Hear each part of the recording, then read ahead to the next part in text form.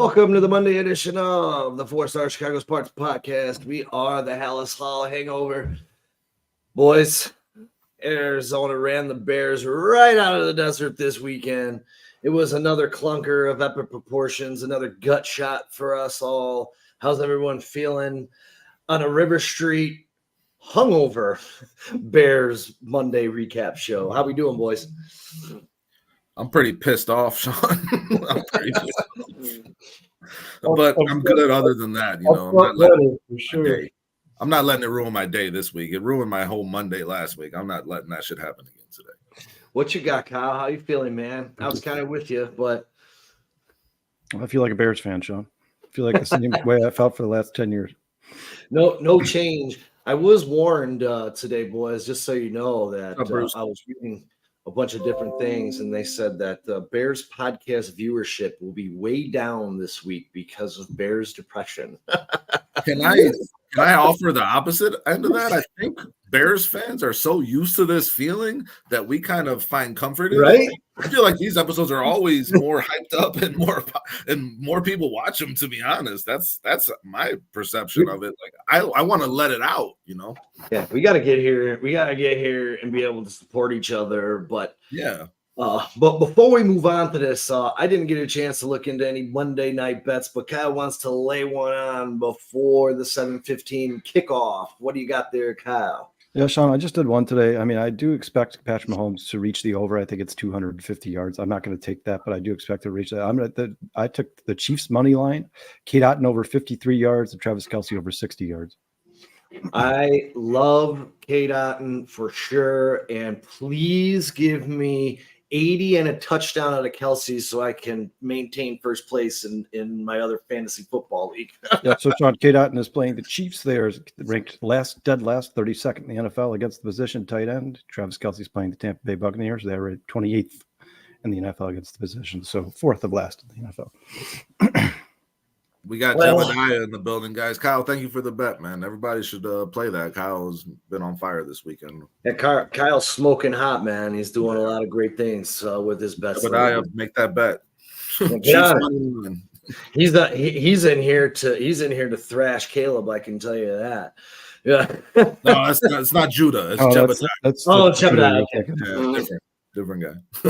So guys, this has been a long time coming, and this is just a long Chicago Bears history of blunders and repeating the same history. We went into this game, you know, and I'm sorry, I got a headache, but we emphasized called the Chicago Bears how bad this Arizona defense is. 26th in total defense, 26th against the pass, 26th against the rush, 24th in points allowed, 27th in sacks.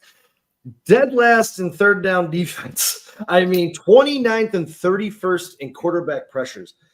They had 6 sacks yesterday and 16 different pressures, different defensive players pressured the quarterback. Just so you guys know, this is the most sacks the Cardinals have had since week 1 last year, and only the 4th time in 4 seasons they've gotten 6 sacks in a game. It's the best game on defense they've had since 2022, Sean. Yes. 38 games. They were dominant on defense. It's the best game that they've had as a team in a very long time. Yes. And where do we go? Where do we go from here, man? This all started for me back in 2011 when Mr. Egg on his face, George McCaskey, took over for the Chicago Bears at the helm.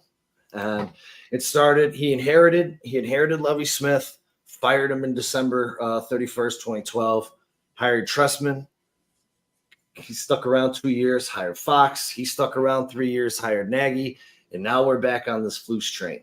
The combination of these things have all led to what? The continuation of the same mistakes that they've made. The Bears kept John Fox. They drafted Mitchell Trubisky. They kept Matt Nagy. They drafted Justin Fields. And here we are again. No one improves. No one changes. The same blunders keep happening in this organization. We came into this season. This was a win now team.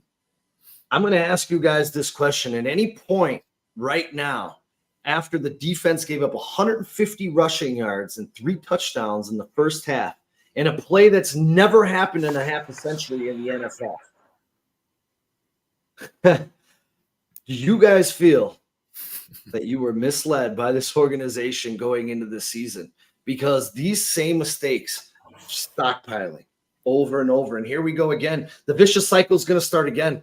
Eberflus can't stay. Waldron looks like he can't stay. Where do we go from here? Someone get me off this ledge, please.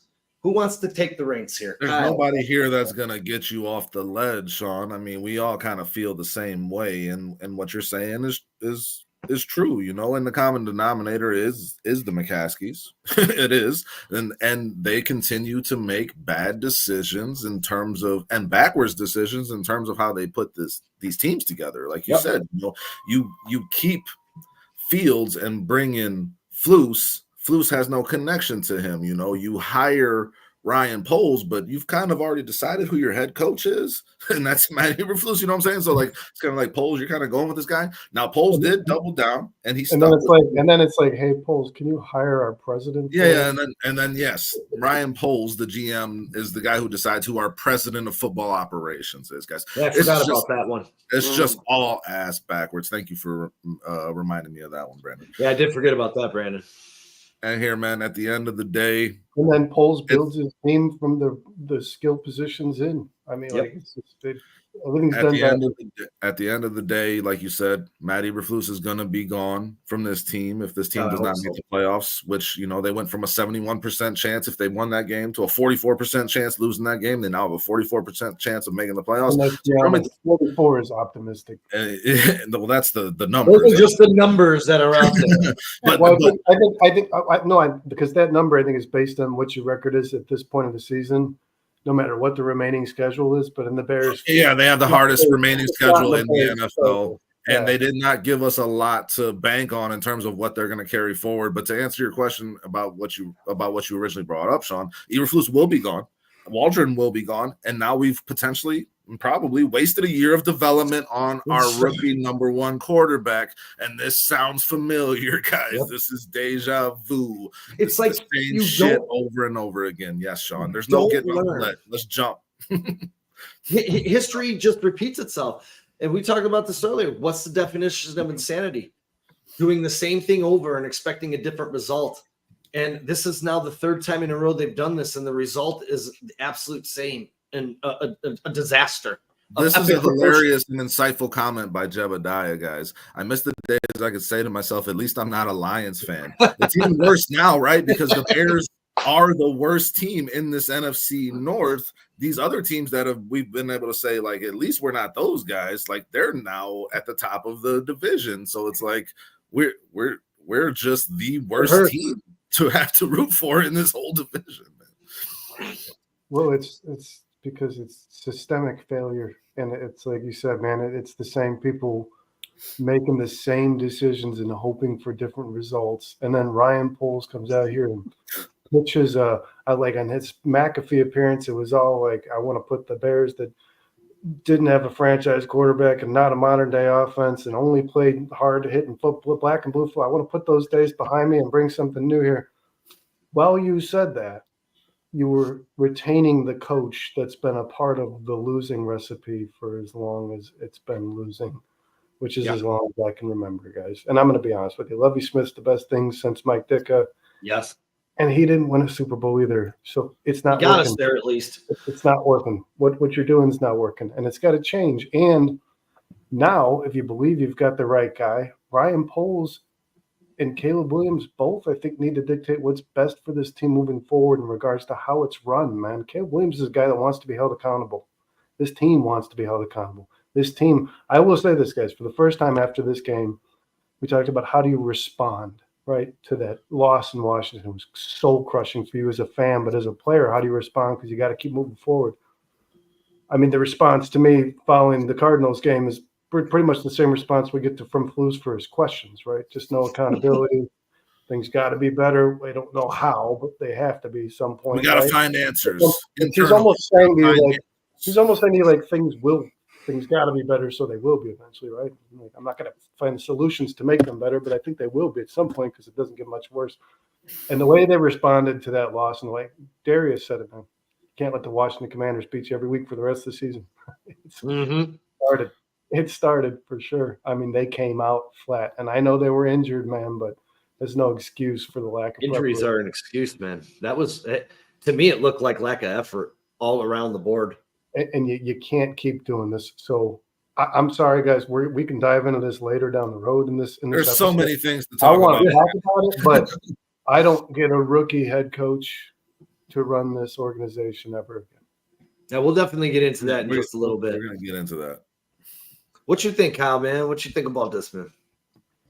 I mean, Sean, there's really not much to be rock beat bottom, I guess. I mean, the Bears are pretty much who I kind of expect them to be. I knew that offensive line at some point was going to rear its ugly head. Like you said, they just allowed 6 sacks to one of the teams in the NFL who cannot get after the quarterback. It is probably a bottom 5 offensive line in the NFL. It doesn't help that they have injuries, but they've had injuries on the offensive line for the last 4 years. At this point, it should be expected. They should have added more depth to that offensive line, and they should have added more starters to the offensive line. We talked about this before the season. Connor Williams was available. They decided that I guess he wasn't important enough for them to sign. They decided the offensive line wasn't important enough. What's really concerning for the Chicago Bears now is this no longer becomes a win-loss conversation or a playoff conversation. This becomes how bad are they going to screw up Caleb Williams' development? That's the conversation at hand now, because this is starting to look a lot like Justin Fields and Mitch Trubisky and everything else before it. I mean, Caleb Williams against the Panthers and who the team they beat after the Jaguars looked amazing. I mean, he was taking what the defense gave him, dumping the ball off. He was hitting deep balls, accurate. The last 2 games, Caleb Williams is missing wide open. I mean, you guys, the Cardinals defense is not good. And you know what? They did play better than they normally do, but they're still not good. The Bears made them look good.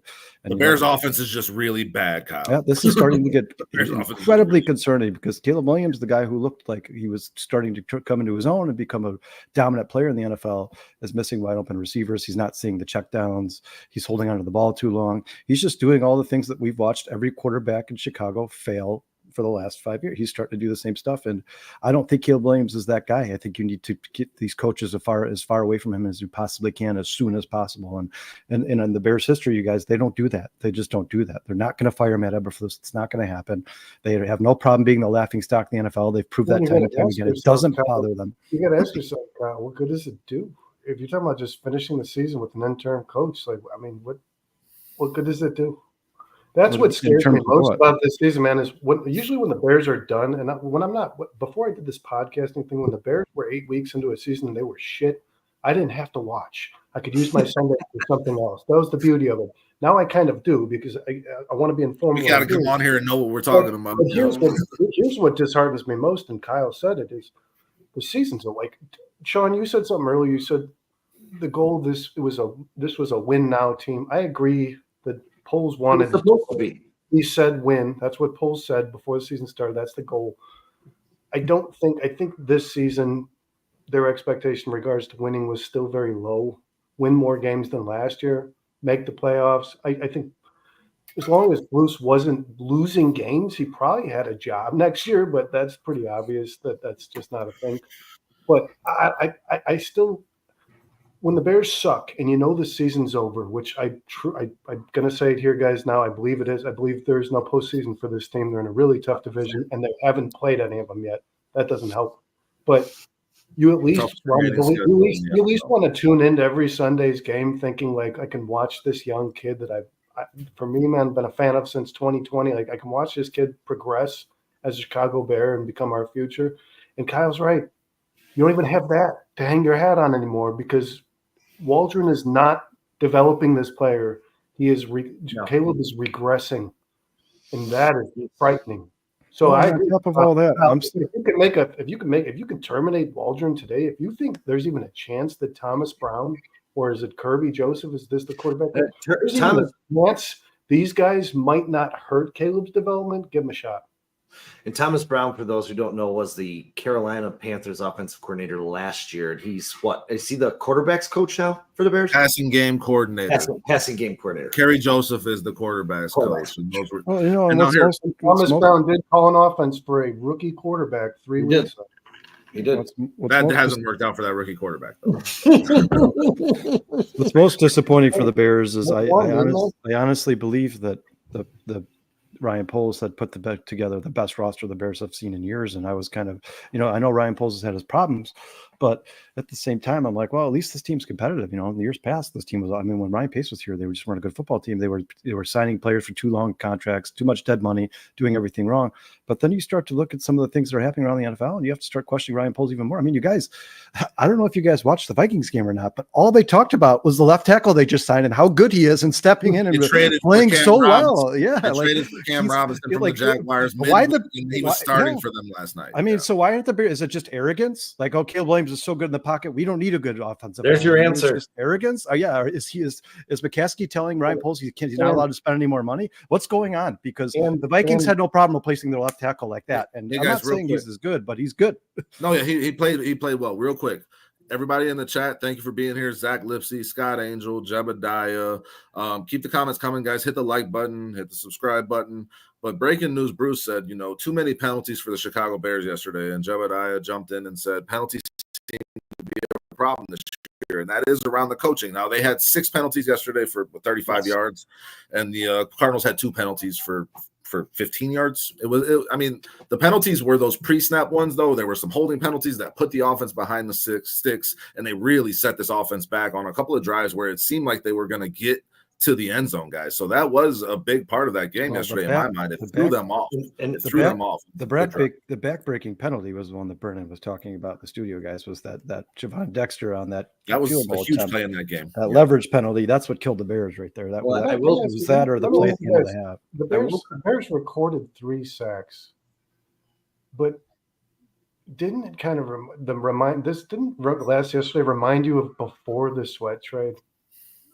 Like, didn't you just, there was. That's a huge thing to remember. Sweat was not in this game, and this defense was not good before Sweat got here. That's what I mean. Yeah, but to that point.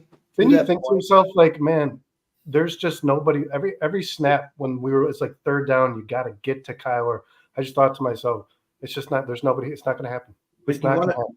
You want to know the truth about it, though? Was it no Kyler, no Brisker, no Sweat, but there was also no effort by the players that were out there? Well, I want to say this, though, Sean. Kyle mentioned the penalty by Javon Dexter. Javon Dexter, we can talk about we can talk about all the players on this team that have regressed to progress. Javon Dexter has disappeared from this defense, completely vanished because he didn't defend the run. That's disappeared. Like you just mentioned that Montez Sweat wasn't in the game. So who are you going to focus on if you're an offensive line? It's going to be Javon Dexter. He hasn't disappeared. So as they pose the question, is Javon Dexter only ever going to be what he is when Montez Sweat stands? I think the defense reaped a lot of benefits. I wanted to watch from him I wanted to hear what Sean had to say. I wanted to hear what Sean had to say about the effort because, we can players are going to go out, guys. Players are going to get hurt. I wanted to slip that in there because that was where I was kind of leading that conversation. But to say he's regressed, I think, is an overstatement. Andrew Billings got hurt as well, guys. Yeah. So, who are you focusing on? You're focusing on Dexter, no doubt. But the effort was a problem, Sean. It was. I agree with you. Dude, I watched that 52-yard run at the end of the play, dude. There wasn't one player that was running full speed. They were running half speed. Watch it. There was zero effort on that play. I looked at you, Kyle, because you were sitting right next to me. I was like, dude, this Bears team just quit on this staff. And granted, they didn't give up any points in the second half, so it looks like they fought through it. But, 2 field goals, right? They get 2 field goals in the second half. Yeah. But it just – I don't know, man. When you look at DJ Moore's comments – they didn't score any points in the second half. He seems to be checked out, bro. That dude is checked out, and that's terrible. And the one thing that I can't figure out is that the way – this guy, DJ Moore's being used as an X receiver in this offense, man. He's much better as a flanking fucking receiver, playing off the ball, running through the defense. And the fact that this guy has not figured this out 9 weeks into the season drives me fucking nuts. Can I ask and on top of that, hold on real quick, Sean, with that play, I just want to call out because that was coaching, guys. That last play of the half where they ran it in for a touchdown, Eberflus said straight up, he called a pass defense. They were in a shell defense. When does a shell defense ever work, guys? Fuck the shell defense. Stop going in a prevent defense. They ran it right past you. And like you said, the players were flat-footed because they were expecting pass. So they were not coached properly on that play.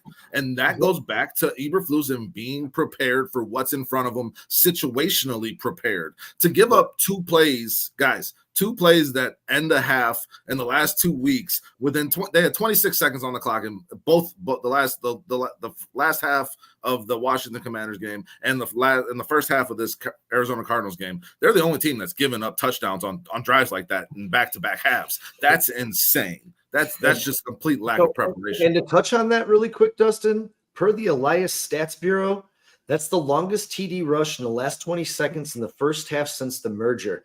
You know how impossible that play is to give up? It's been a half a century since that play. It's never happened in the NFL. Ever.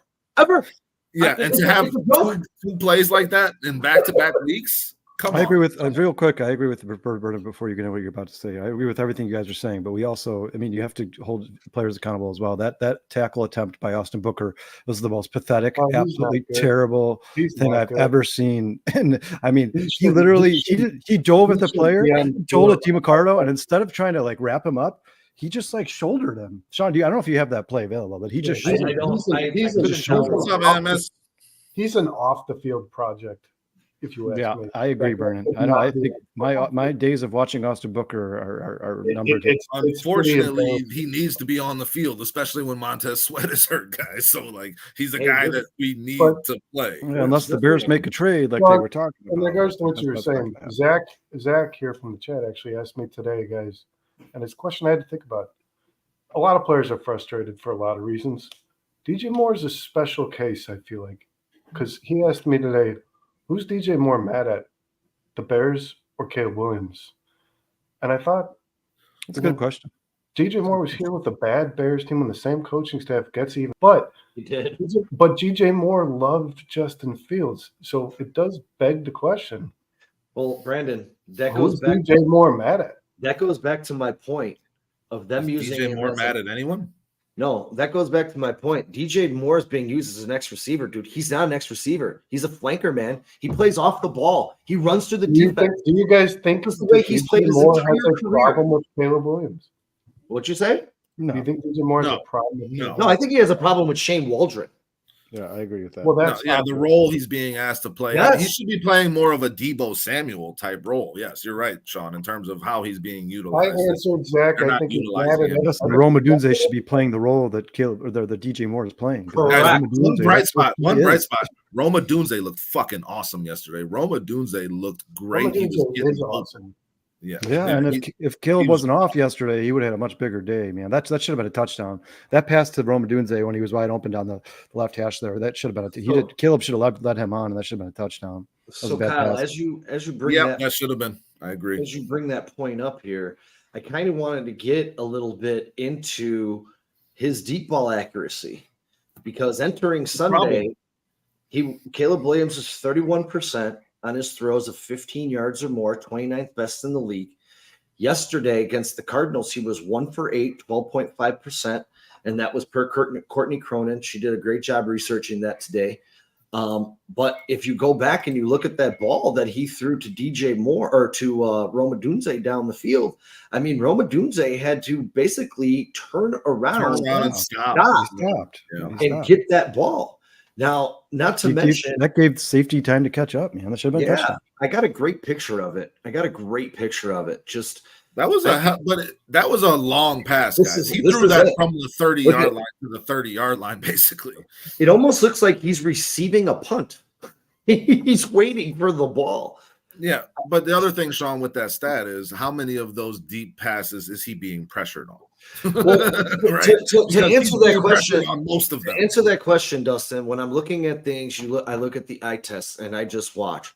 And I say, yes, some of those balls that he was definitely under pressure for. But when he's not under pressure, he's still overthrowing the ball. Well, he's missing his underneath read. What you really got to ask yourself is how many completions did Caleb have because he extended a play? Multiple, and they were a lot to Rome Odunze. Those two finding that chemistry is really important. Yeah, but let me ask you this, Brandon. And here, we're going to play this because I want everyone to see this really quick. How does he continuously miss the easy plays? He had a walk-in touchdown, literally a walk-in touchdown that he missed trying to throw a deep fade to Keenan Allen in the corner. DJ Moore's running free along the goal line with no defender on him. He walks in.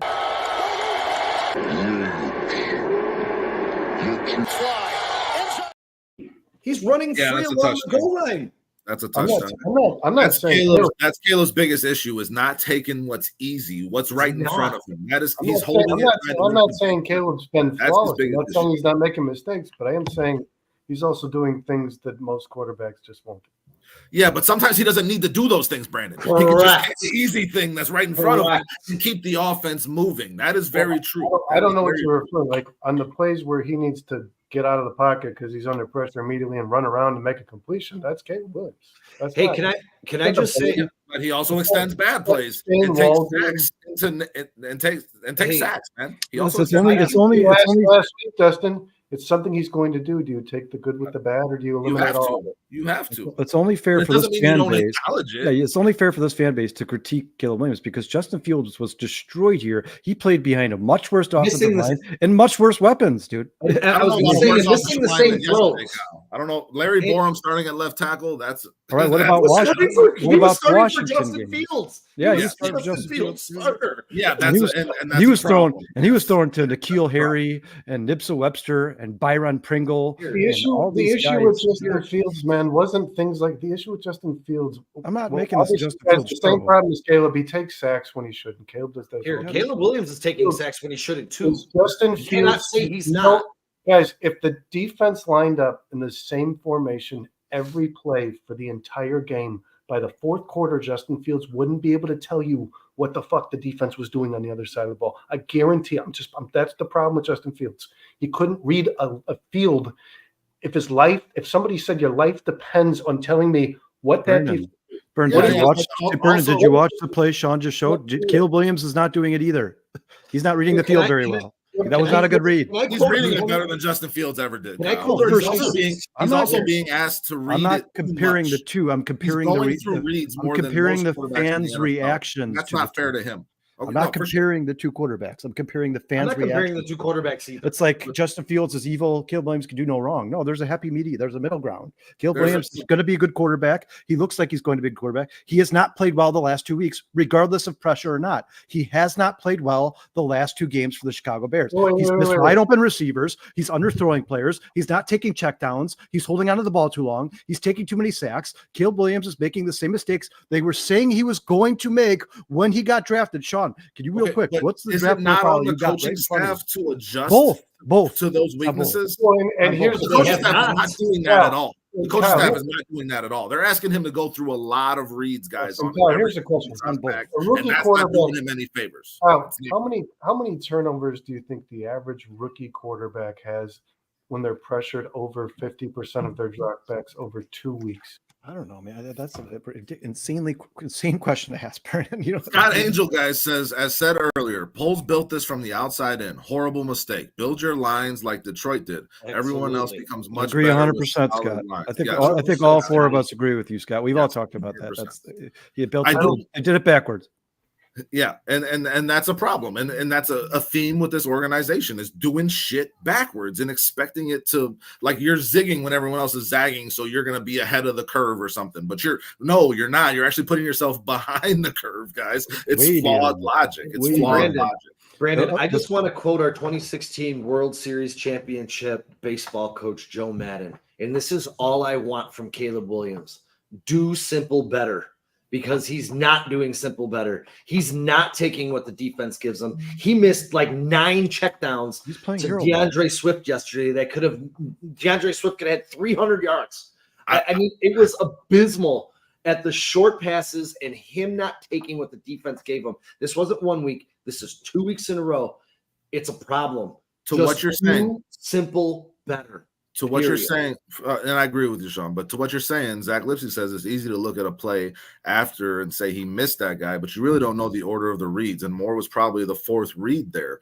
Now, here's the thing with that, guys. You can have your first read be Keenan Allen, and you want to go to that, but if it's not available or if it's not as good of if it's not as good of an option as you thought it was going to be when you lined up, you do need to get to the next read.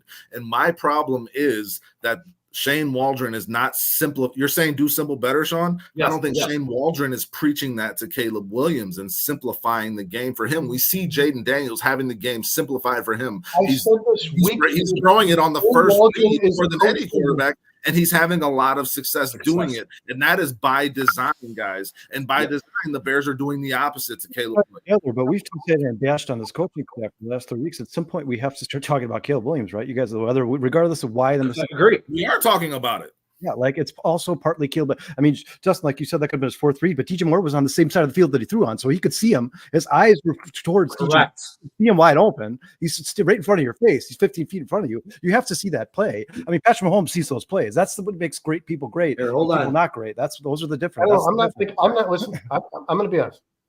This is a rookie quarterback, and I know he's a quarterback that's now started 8 games in the NFL. I'm not going to when things like throughout the course of this season, guys, and don't look at this as if I'm excusing Caleb Williams of anything because I like Caleb Williams. Sure. The quarterback succeeding is highly pivotal to the success of any NFL team. But I agree with that 100%. That would be criminal. Yes, we agree with you. Yes. Thanks for joining us. Hit that like button. Hit that like button. Hit that subscribe. I've never seen your name before, so thanks for being here. Man. I don't know how to pronounce it. UTV2. Okay. I'm not going to look back on Caleb analytic. Like, I'm not going to judge his performance following any game with any kind of dispute over who he is moving forward. Does that make sense? Like, Caleb Williams Sure. is a going a long way to Can I back that up, Brandon, really quick? My point is Caleb Williams is okay. It's okay for Caleb to struggle. Sure. Even 2 games in a row, Sean. 100%. What's happening from this? No doubt. But we were talking about this today, guys. To proceed this, we were talking about this today over the text, and I was with you all day when we talked about Matt Eberflus and Shane Waldron, the problems in this offense. As soon as you brought up Caleb, I did go to bat. It's not just because I like Caleb Williams, because this guy is going to be, as Dustin stated 100 times, and I said this week too, guys. Shane Waldron went from coaching Geno Smith, who's in like his 13th year in the NFL, to coaching the exact same way over a rookie quarterback without changing a damn thing. And I don't think he's coaching the same offense. It's kind of like a hybrid West Coast he brought here. Did you know he had one of the highest pass rush rates in the NFL last year as an offensive coordinator? Guess what the Bears are right now? They're at 55% passing over the course of the season. You guys want to know the difference? You talk about Jaden Daniels. Do you know how often the Commanders pass? You're stealing my thunder here, Brandon. This is my biggest issue with the Bears team right now, and it's not even 55 anymore. They're passing on 56.48% of their offense. Commanders are at 47. They're running on 43.52%. In that game, guys, the Bears ran the ball to their running backs 19 times. They dropped Caleb back 47 times. 47 because he got 6 sacks. He threw 41 passes, 47 times. And guess how many times Kyler Murray dropped back? Cardinals ran the ball to running backs 31 times. Kyler Murray dropped back 23 times, guys. That's winning football. It should have been the formula for the Bears. What was going to win this game, and the Bears did not. And that's on Shane Waldron, Brandon. Right. That's on and I'm going to analyze, and I'm going to judge Caleb Williams based on, because we can't do the Justin Fields things, guys. He's got weapons. There's no excuses there. You're right, Sean. When DJ Moore's open, you should be looking for DJ Moore no matter what. All the time. But when I'm going to, if we can sit here and say Shane Waldron sucks in the game he called on Sunday, he does. Sucks. Caleb Williams has to suffer as a result of that, right? That's the problem. He has to. You're never going to come out and say Shane Waldron fucking sucked ass yesterday, but Caleb still threw for 5 touchdowns and 400 yards. That's crazy. It's just not going to happen. So as long as we mention the woes of, if we come out and say Shane Waldron coached a really good game and Caleb sucked, that'll be the day that I'm concerned about who this guy's going to be in the future. Because right now, I think Caleb. But what happens now, Brandon, can affect his future. We've seen that happen. But he is a good player. I believe that. When you're pressured over 50% of your dropbacks, he's not a good player. Nobody's saying you don't turn the ball over. When I'm finished watching these 2 games, guys, and I'm sorry, Caleb Williams fucking won the game in Washington, if you ask me. But I'm not looking at these 2 games and thinking, what is the problem with our quarterback? I know what the problem is. It's the fucking coach. One of the things you should be thinking. Yeah, and you mentioned week 2, and after week 2, I came out and said, fucking Waldron needs to be replaced. That you drop your rookie quarterback back 60 times. Guys, let's make this part of the show. We know all he's done is prove us right. Waldron sucks. Yeah, you guys, you could also Shane Waldron. Why are we not running the football? That's the biggest issue with this doesn't offense. 10 seconds. make sense. Go ahead, 48. Go ahead, Kyle. You could also, Shane Waldron could come out and say, and I'm not saying it's a good argument, and Shane Waldron sucks. I agree with you guys. But the first 3 drives of the game, Vernon, Caleb Williams missed 5 or 6 wide open receivers. So if the Bears score on those 3 drives and Caleb Williams doesn't miss wide open receivers and Shane Waldron schemed them wide open, if they score in those first 3 drives, they're not. The first drive of the game, they end up in like 2nd and 18 or something. Yeah, like that. there was a holding penalty that sent them back. Yeah, and then Caleb Williams threw a pass to Keenan Allen that was about 3 yards behind him. You remember that? Yeah, but on the next drive, he did it twice. On the next drive, he did it twice to Roma Dunze. Remember him being in a did it twice to Roma Dunze. It was 3rd and long. Fine. Take away those plays, you guys. The play where Roma Dunze should have scored a fucking touchdown, and Caleb Williams underthrew him. Caleb Williams, not Shane Waldron, not Matt Eberflus, not the offensive line. Caleb Williams underthrew. If he leads him, that's a touchdown. He doesn't score a touchdown. Now, guess what happens when you're down because you don't score those touchdowns? Now you're dropping back 35 times because you're playing from behind. And they were never. They were never far enough behind that they should have abandoned. The 2 are intertwined, guys. Until the NFL, the middle of the 3rd quarter. The 2 are intertwined. If you're playing from behind, you throw the ball more. Sean? I agree. Okay.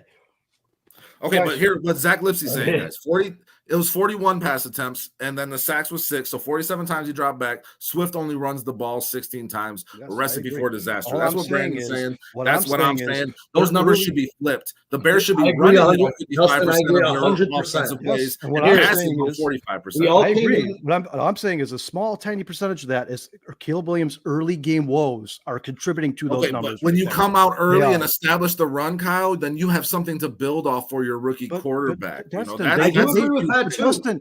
they ran the ball in the first drive twice, had 2 decent gains immediately, and then Caleb Williams missed a wide open receiver. That's what I'm saying. You cannot do that. You cannot do that. If you want to, you guys want to, you say we want to establish an identity. You want to have an identity or implement your game plan early. You have to hit the layups. You have to hit the layups, guys. You have to. You have to. Really quick, Brandon. You want to know what the problem is?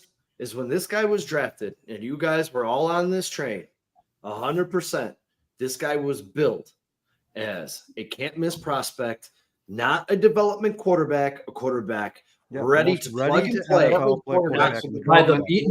Listen, by the media, by the staff, by the fans, by himself. Right now, he's suffering from some things, being rushed, absolutely definitely 100%. That's happening. Abysmal route concepts. His footwork's been questionable, which I've questioned for many weeks. He's had a lack of protection, but it also seems he still has poor chemistry with his wide receivers.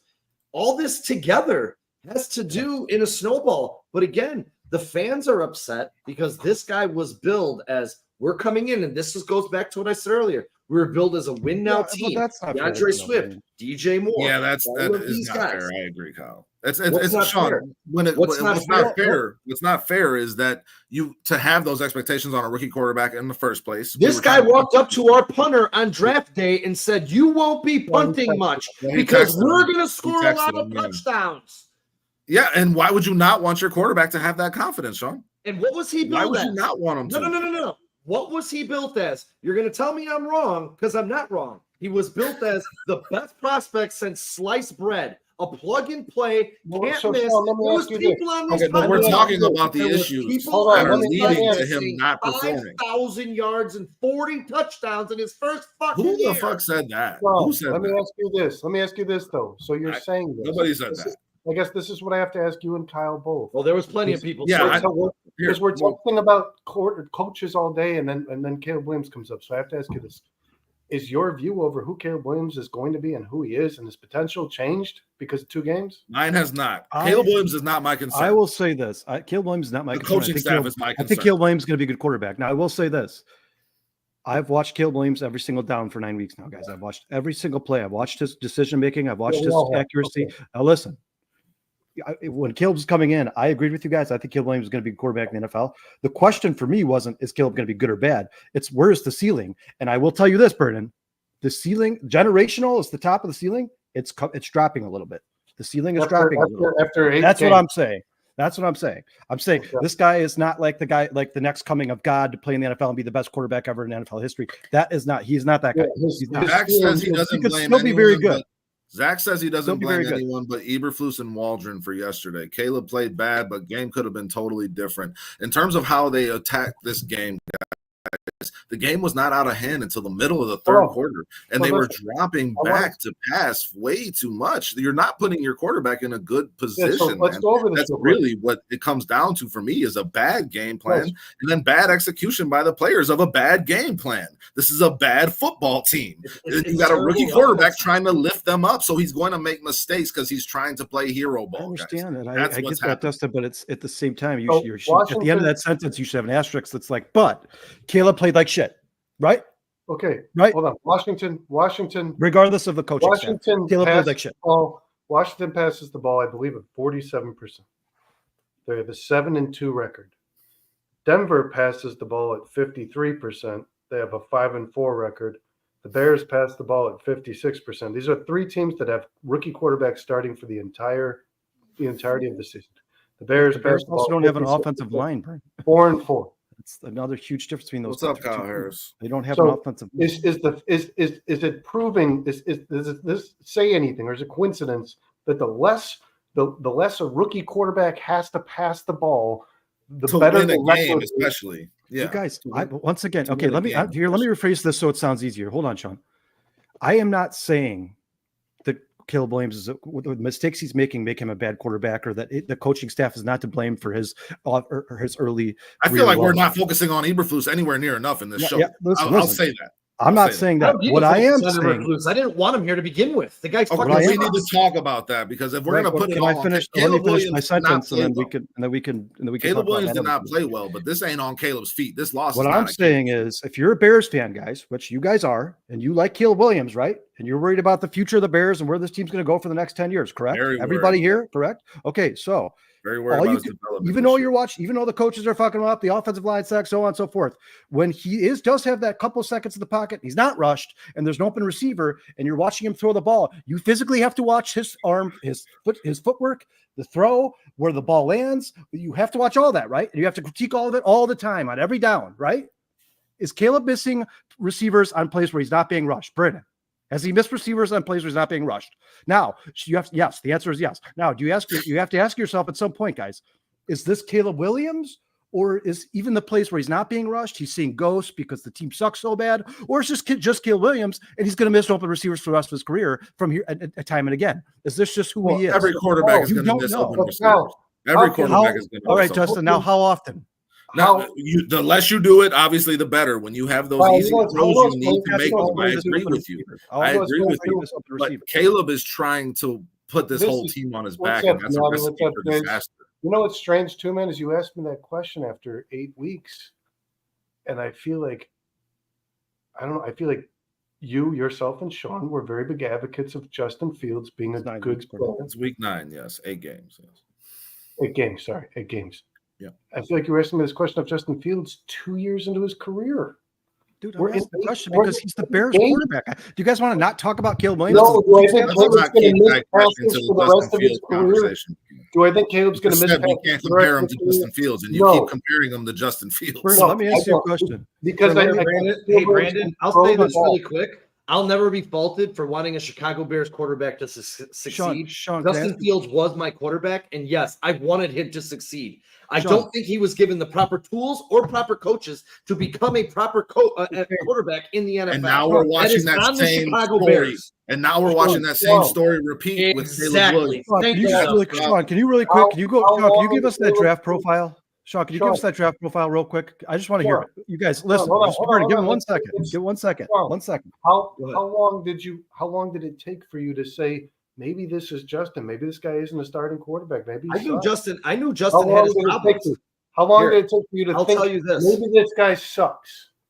I didn't judge him after his first year because he had no team. I wanted him to see him with actual players. So you gave him a year. So you give him a year. That's an answer, right? Yeah, I gave him a year. So we're in 8 games, guys.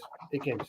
We're at half a year. You want to know? You want to know the And you truth? can see it. You can see that Caleb has talent, guys. John, Caleb has arm talent. I've never denied that Caleb has talent, but I can go on record because I was already on CSP saying this, and I got beat up like a redheaded stepchild. I wanted Jaden Daniels, not Caleb Williams. I've said it a million times. I'll say it fucking again. I don't care. I don't give a shit.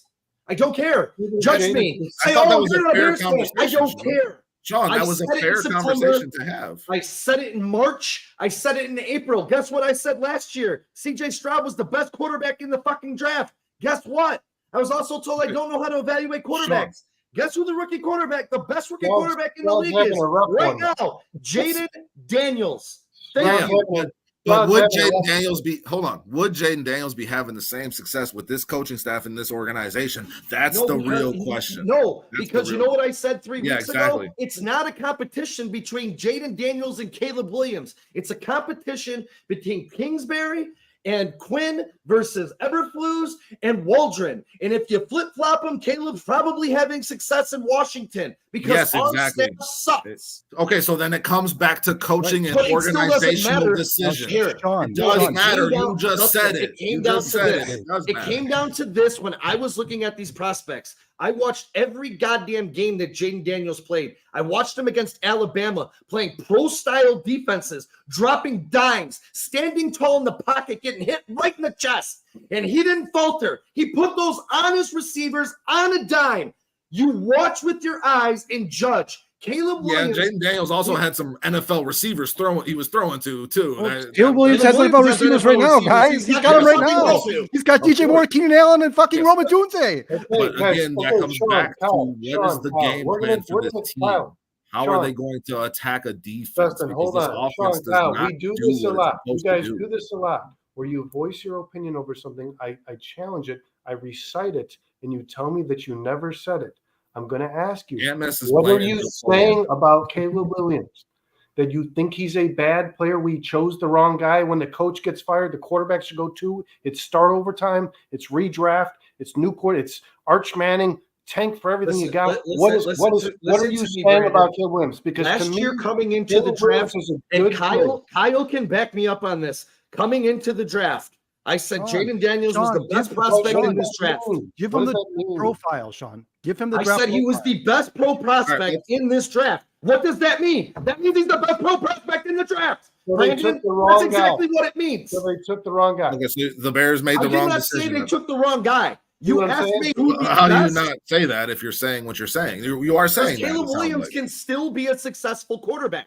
You asked me who the best quarterback coming into the draft was. But you also just said it wasn't Caleb Williams. But you also just said if you flip positions between Caleb and Jaden, then Caleb would probably be having more success. For the love of God, because of the coaching draft profile, which I said 3 weeks ago. Hey, give Kyle this draft profile because we keep. Christ, fuck.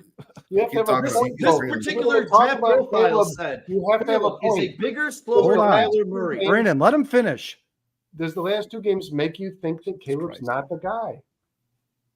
No, I haven't changed my position. I never said he was going to be an awful quarterback. But if you asked me in September, like I was asked in March, who the best quarterback coming into the pros was, I stood fast on Jaden Daniels and got beat up for it week after so if you were making the decision for the Chicago Bears, you would have picked Jaden Daniels. Yes, 110%. He should have been I was very clear about that. I never hit it. The wrong guy. So you're That's saying okay. That's okay. I don't know if they took the wrong guy. If I was drafting, dude, you asked me if I was drafting what I would have done. I would have traded down to 2, drafted Jaden Daniels, and got some extra picks and loaded the roster. I was asked it in March. I said it in March, and I didn't change my opinion in September before the season started either. And that's okay, Sean. It's okay that you feel that way, and it's okay that you think Jaden Daniels is a better player than Caleb Williams. We have who we have. The Bears chose a guy who they think I'm going to root for Caleb Williams because he's my quarterback. But if we're going to root for Caleb Williams, then we need to root for Eberflus to be gone. Absolutely. That's what this boils down to for me. This team was not prepared for this game. The offensive coordinator is not held accountable by the head coach. The head coach does not make sure the offensive coordinator has a game plan in place that will complement his defense. And his defense gave up because they're sick of standing on their heads and the offense not carrying their fucking weight.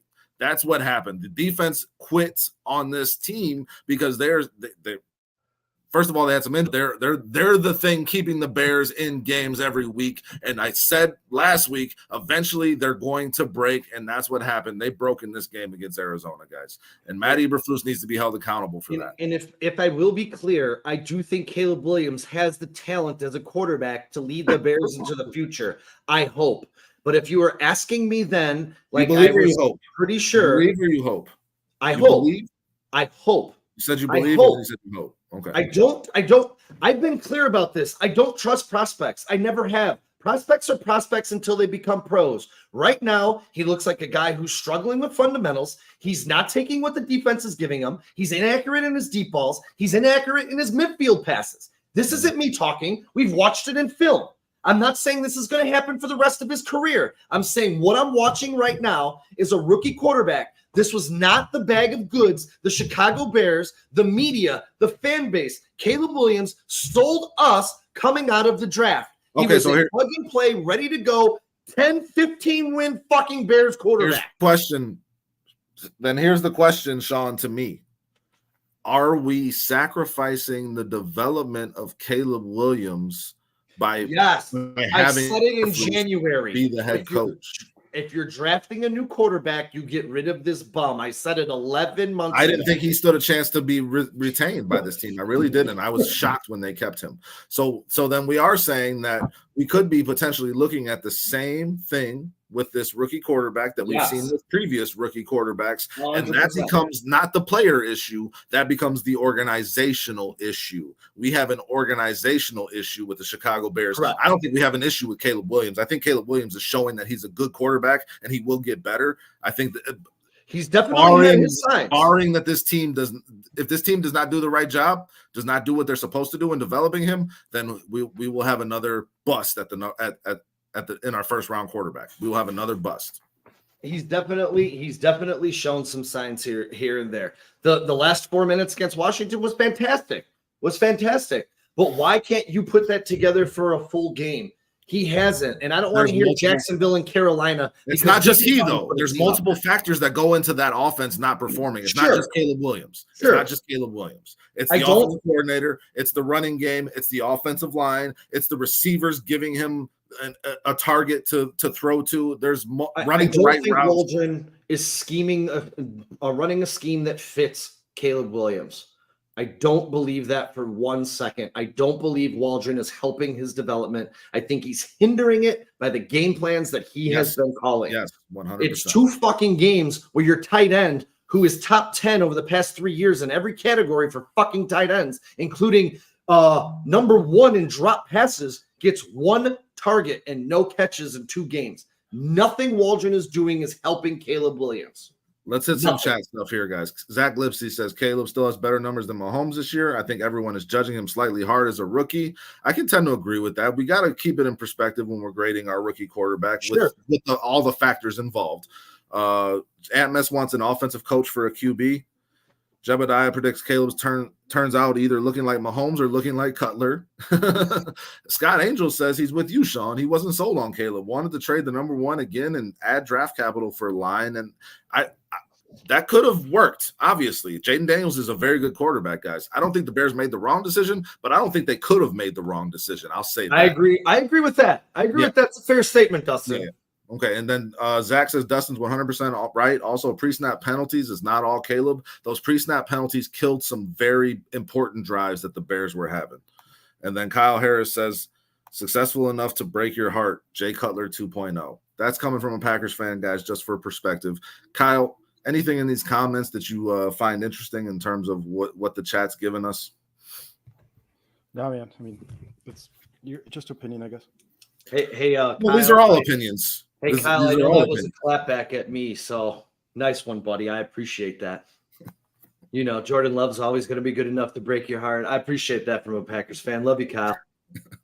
Yeah. And Jordan Love had a rough game this past week. The NFC North, though, came out with 2 wins. The Vikings won last night. The Lions beat the Packers. So we got 1 loss and 2 wins in the NFC North. The Bears lost. So now they're that much farther back in an NFC North that is going to be very competitive. And like Brandon mentioned earlier, the toughest schedule for the remainder of the season of any team in the NFL, Kyle. So where do you see this Bears team going from here? Because we all said last week, if they don't bounce back this week, then it's gonna take a bad turn. They had to get the taste of that awful loss of Washington out of their mouth, and they came out and laid a fucking egg, Kyle. So where do you see this going in the future?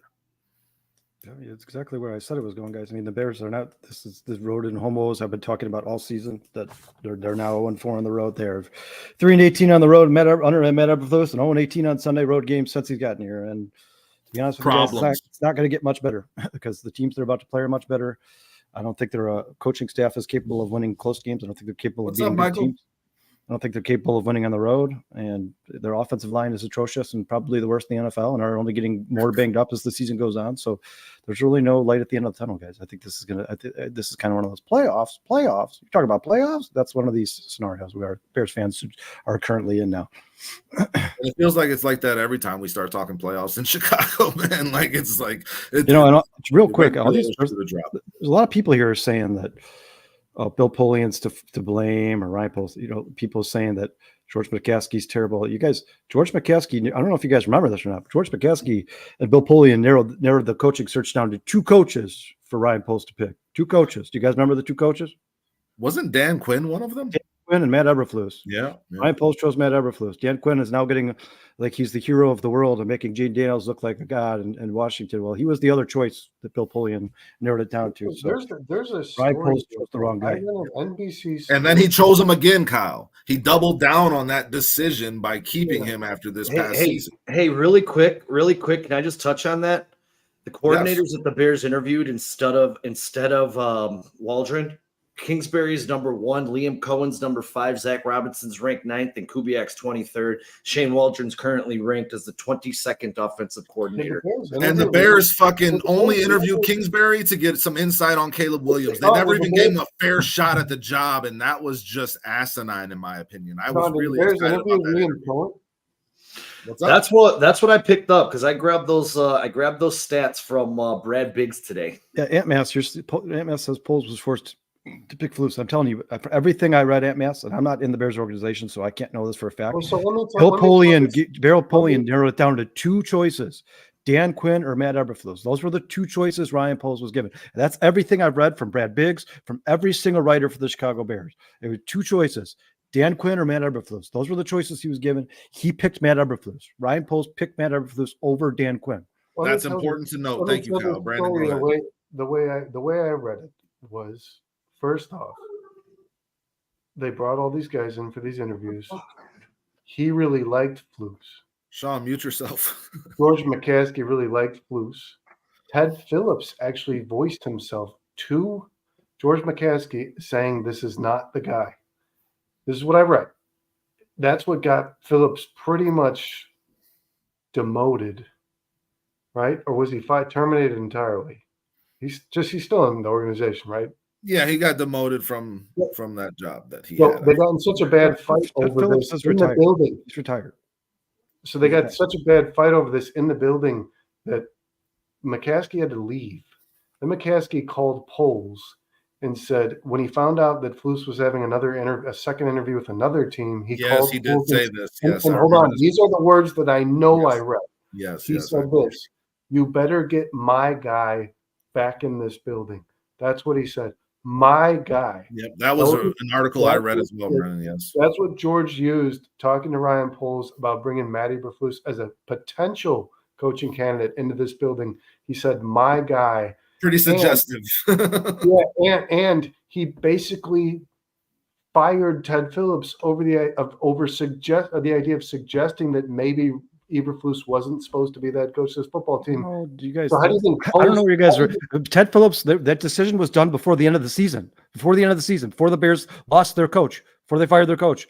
The Ted Phillips decision was. They already talked about that 3 weeks before the end of the previous. All season. I know is Ted that Phillips is retiring was at the end of this season. That was a quote that I read as well, Kyle. That McCaskey did say that to Poles. I don't know if you guys remember or not, but that's the thing to say to your brand new GM. Who all I'm telling you guys is the previous season they said Ted Phillips is going to retire at the end, and I use the word retire loosely because he was probably asked to leave, but I know for a fact that in the midseason before the Ted Phillips left, they said Ted Phillips is no longer going to be here after this season. And so regardless of all that, guys, regardless of all that, Eberflus is our head coach right now.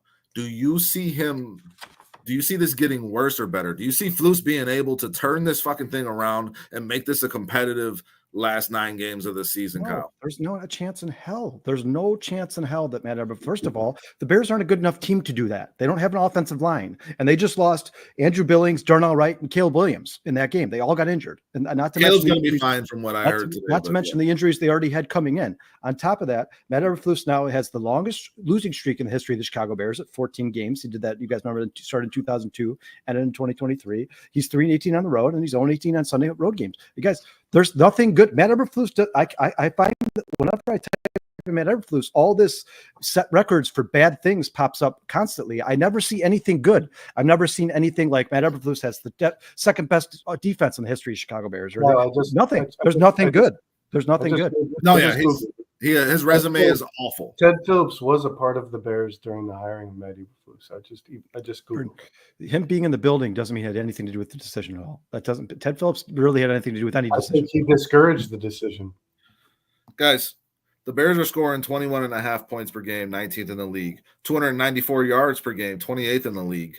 4.6 yards per play, 30th in the league. Third down conversion, 31.48%, 31st in the league.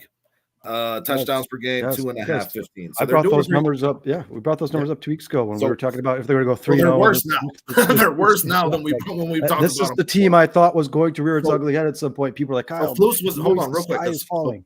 Flus was asked today specifically, is he thinking about making a change at the offensive coordinator position? He said no. He said his confidence is high in Waldron. We're gonna fix it from inside. We got to figure out some answers or blah blah blah. All the coach speak.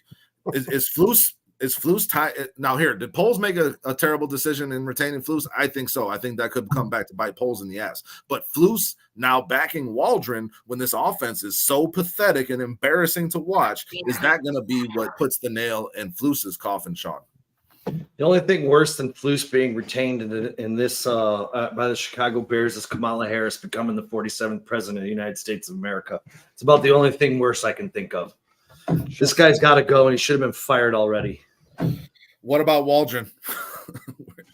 He can hit the door with him. Waldron's, Brandon, I came out week 2 and said I want this guy gone. And well, so here's the thing, man. We've never fired. This offense is bad. We've never fired a head coach in a season, so you have to imagine Flus is here to stay. But Flus is also in like isn't Flus is going to make it through this season. Head coach in Flus's position is kind of in desperate. Sorry, MS. Kind of in desperation mode, right? I voted today. Hopefully it was red. Is anybody listening to me? Yes, bud, we're listening. Kind of in desperation mode, right? If you're Matt Eberflus here, I mean, it's bad and looking worse for you. It's getting uglier. Listen, the Raiders just fired Getsy, guys. Offensive play callers are going. What I'm saying, maybe we can hire him back. Is Eberflus in a position where does Eberflus end up in a position where the only thing he can do to do it in order to literally do anything is fire Shane Waldron? I mean, if they come out against the Patriots and lose and their offense scores 6 points, does he have to fire Waldron when you have Thomas Brown on the bench? Listen, I don't think that a change is a bad idea when it comes to this offensive play calling. Again, my biggest issue, 43% of your plays are rushing plays. That should be flipped. It should be 55% rushing. I've been saying this for weeks now, 45% passing. Silver Steel just jumped in, just joining in. Did anyone mention Flus needs to be fired yet? Yes. We do not want Flus to maintain his position as head coach. We want to keep him. The Chicago Bears. Kyle doesn't have any faith in him. Brandon doesn't have any faith in him. I think he's going to make it through this whole season, but I think he's a dead man walking. I think he's a dead man walking, and I think he some will point, fire Waldron to try to save himself. I think he yes, will. if it gets worse from here, he's going to have to fire Shane Waldron. He won't have a choice because he knows his job. I mean, his seat's getting hotter. He's aware of that. If you come out and you lose to this Patriots team and you don't score any points, how do you not fire Waldron? And you should. If you're a good head coach and you come out in this Patriots game and you don't score, if you're a good head coach, you fire your offense, especially since Thomas Brown, guys, who would become the offensive coordinator, is just sitting on the bench. This is a guy who's run an offense before. It's like he's the passing game coordinator for this offense right now. He's very involved. I said this on the bare minimum, guys. If Matt Eberflus is fired, then Kyle, you just said that receivers are open. They're scheming receivers open. You just said that earlier in the show. You'd have to give Shane Waldron some of that credit as well. Yeah, I guess. Eric Washington would become the head coach of this football team if Eberflus was fired. Well, to that point, Zach Lipsy says Flus needs to hand over defense as well. He would be handing that over to Eric Washington if he does. If I'm Flus, I'm giving defensive coordinator the play calling to Eric Washington to focus on fixing my team. I can't fix my team if I'm calling a defense the entire game. I can't focus on the situational aspects of the game that are important. We've been saying this for months. We brought this up in the offseason, guys. How do you have your head coach calling these defensive plays? Yeah, Dustin. That's a hard thing to do.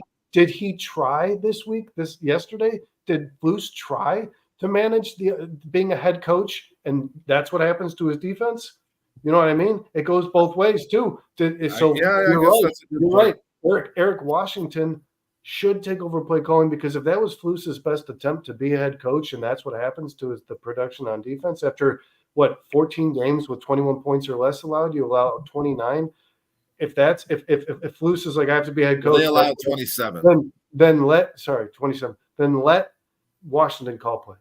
Let him call plays. And it also could have just been a straight function, guys, of this defense putting its hands in the air and saying, we can't keep doing this. We just can't keep carrying this team on our backs. The bend don't break doesn't work over the course of a season. Eventually you break. And that Bears defense broke, guys. They broke. They're broke in right now. And that's the biggest concern to me, is how bad that defense looked against an okay offense. An okay offense, guys. Hey, and Brandon, yes, the Chicago Bears interviewed Liam Cohen in January of 2024. It says, I just Googled it. God, that guy could have been your offensive coordinator. Did you guys watch that interview I sent you today? Real quick. Did you watch the interview I sent you today? I did. 16 minutes with Liam Cohen. He said in that interview, I shit you not, he said at some point, we didn't want to pass more than we ran. Unfortunately, that's the way the game, because they got down, and this is the game they lost 2 weeks ago. They got down. He's like, we didn't want to call it that way. I never want to put my quarterback in that position where I'm passing more than I'm running. Then he had 2 picks, and he said, well, one of them was a bad pass. Baker knows that. He's going to fix that. He's like, one of them was entirely on me. I put him in a very poor position to succeed. The interceptor came from it. And then there was other things where he's like, man, me and Baker talked, and I told Baker, that's on me. Like, just things that you don't hear this Bears organization say when they're at the podium. Everything that he said was something that I expect Shane Waldron should respond with after a game like Arizona. You cannot drop back 46 times on the road when your head coach isn't winning road games. Shane Waldron is new to this. You should know by now your head coach ain't calling a good game. It's not in your favor. So don't come out here and give your team more opportunity to make mistakes. That's what you do when you pass the ball 55 times. So someone forgot to tell Flus you like to win on the road on Sundays in the 3-year period.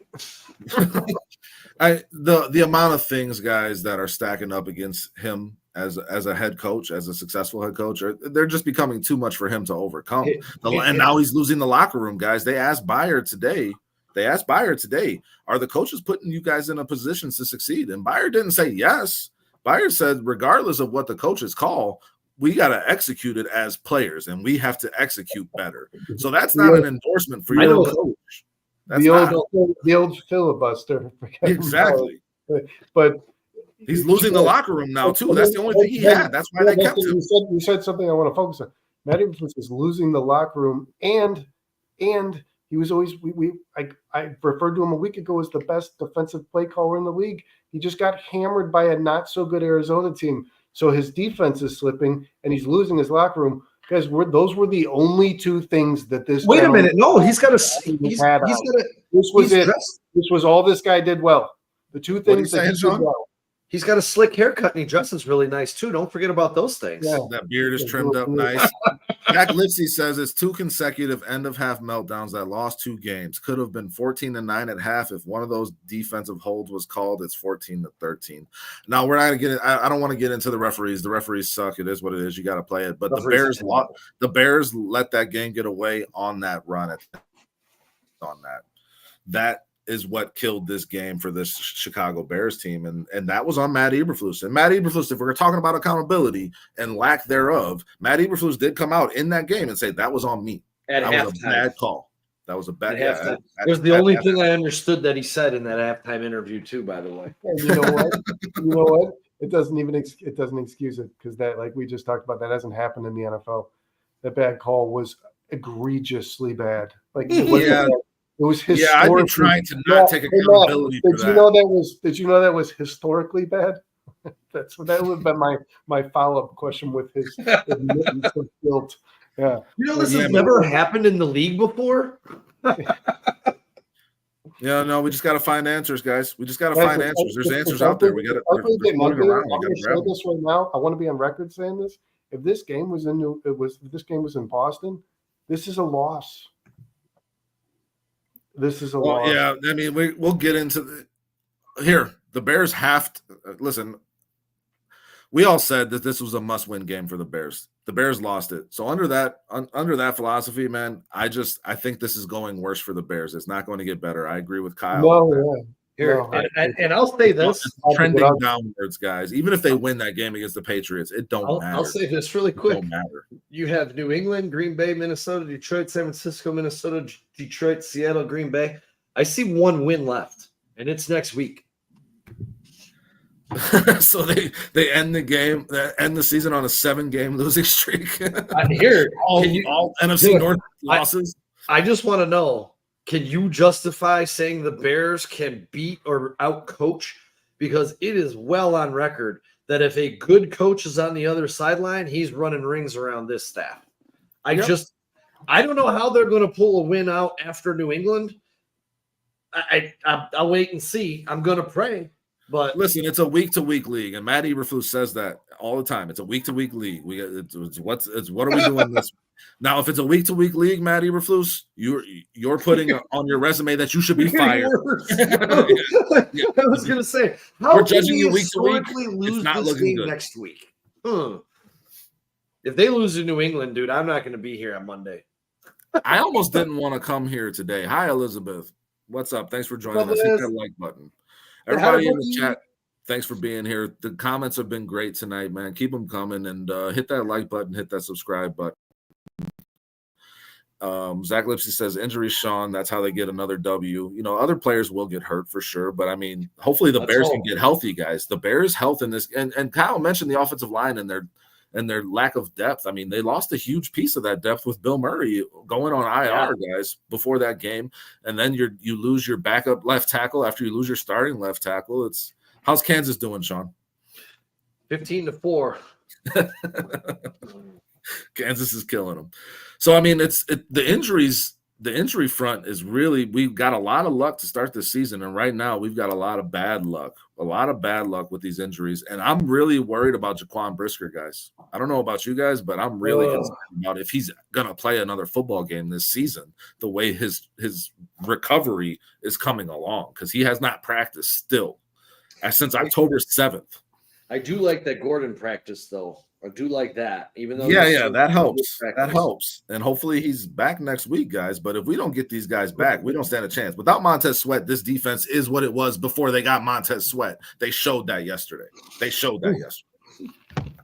Yeah, I also think, and I know it's a little caveat to the entire situation that's happened in the last couple of weeks, but do you think that this is the defense responding to Flus blaming them and not taking accountability last week, that they showed lack of effort this week to kind of say, hey, piss off, dude?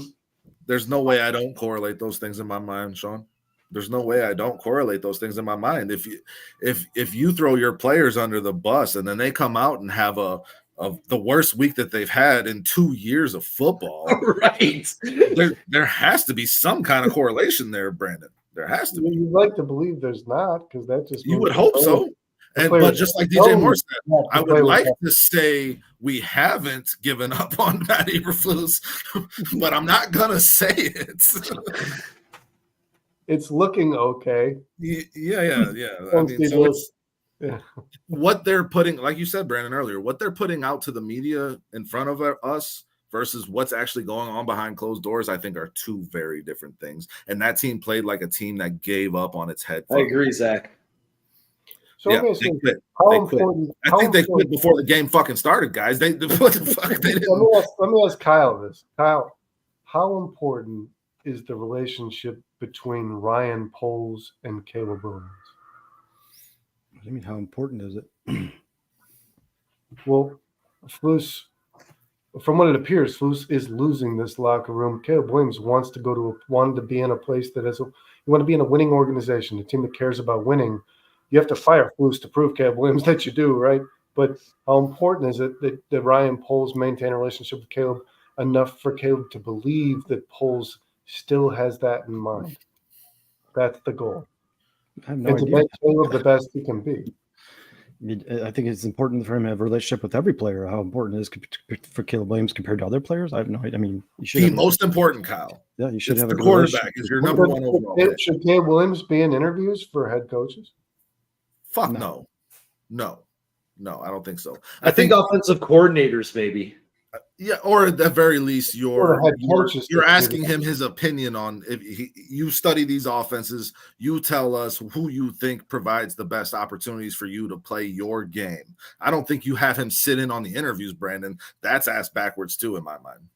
So what if Ryan Poles hires a head coach and the head coach is now looking to hire an offensive coordinator? Does Caleb sit in on those interviews? No, I just said you can have him study the film of these offensive coordinators and tell you who do you think plays to you. Who do you think, Caleb? Who do you think plays to your strengths the best of these options that we have? And I would definitely want to hear that from my quarterback. Well, they kind of did that. Things beyond his own strengths. You got to think like what offensive coordinator works with DJ Moore and DeAndre Swift and Rome Odunze and Caleb? You know what I mean? Which you want to think about that because it's a broad. Yeah, but he's not sitting in on the interviews, Brandon. No, that would be ridiculous. I think I don't think that happens in the NFL. To be quite honest, I mean, I've never heard of it. It does with players that are very much established as future Hall of Famers. They did bring DJ Moore in before the draft process and talk to him about his quarterbacks last year and what he likes and stuff. So maybe that's a process that they'll use in hiring a new coach and coordinator. Yeah. You obviously want his opinion, but you don't want him to make that decision for you. Zach Lipsy says somebody other than who has been picking coaches needs to be influenced in the decision at this time. So that's a great segue into what I feel like we need to cap this off with, guys, because we've been talking about it all day. Like, we have to pick a new head coach for the Chicago Bears team the way it's looking right now. We do not expect Eberflus to be here. We all have our ideas and preferences on what we would want for this team, but this organization has shown that its dysfunction can then impact players and coaches that it hires. So who are we bringing on and who's making the decision, as Zach Lipsy points out, head coach, and what are you guys looking for in that? We touched on it a little bit last week, but it's a lot more real this week, I feel like. Well, Dustin, hold on. Dustin, I want you to go into, because it's a very unique, I've never heard the perspective in what you've said when we talked on the phone earlier.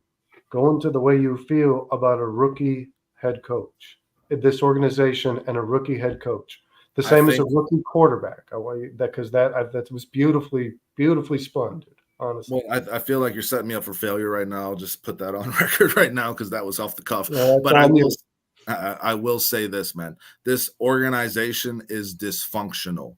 You see it when they make decisions. You see it in these coaches get brought in and they could have been good coaches for this organization or that organization, but then they're shit out of the league after 2 or 3 years and they go back to being a coordinator or whatever that is. It's very important in my mind that you hire a head coach that has experience and that has a culture and an identity that they bring with them, because this organization does not have one. So if you bring a rookie head coach in, just like if you bring a rookie quarterback into an offense that has no identity, which is kind of what we're looking at right now with the Bears. But if you bring a rookie head coach into an organization that has no identity, then that identity gets transplanted onto that head coach. That lack of identity gets transplanted onto that head coach. You bring someone in who has a culture that they will establish. It gives this organization a direction, guys. It's very important to me that you have somebody that knows what direction they want to take this team and has done it before, because this team does not have an identity.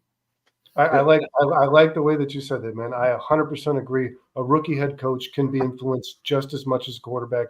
He can be ruined just as much as a quarterback. The Bears continuously hire guys who have never been head coaches before. You don't know. It hasn't worked out for him. Here's the problem, guys. You don't know. Can I refute that really quick? Hold on. You don't know if a person is a leader of men until you've seen them do it. That's just one thing you're never going to know of until you see it. They're in the position. Can I just blow this idea up right now? Go ahead. Sorry. I'm going to blow this up like a freaking grenade. The Detroit Lions, I believe, didn't get a win in a season, right? They were 0-16. Pretty dysfunctional, worst team, doormat in the NFL. They hired a rookie head coach named Dan Campbell. Came in, changed the culture. I'm not saying it's a winning organization. No. It's a different thing with the Bears, man. We're talking about the Bears history. The Lions were the most bullshit. I don't know. Look at it. Where does it happen? They haven't had a good head coach since Lovie Smith. The Lions have never been in a Super Bowl. They've been in one conference championship in their history.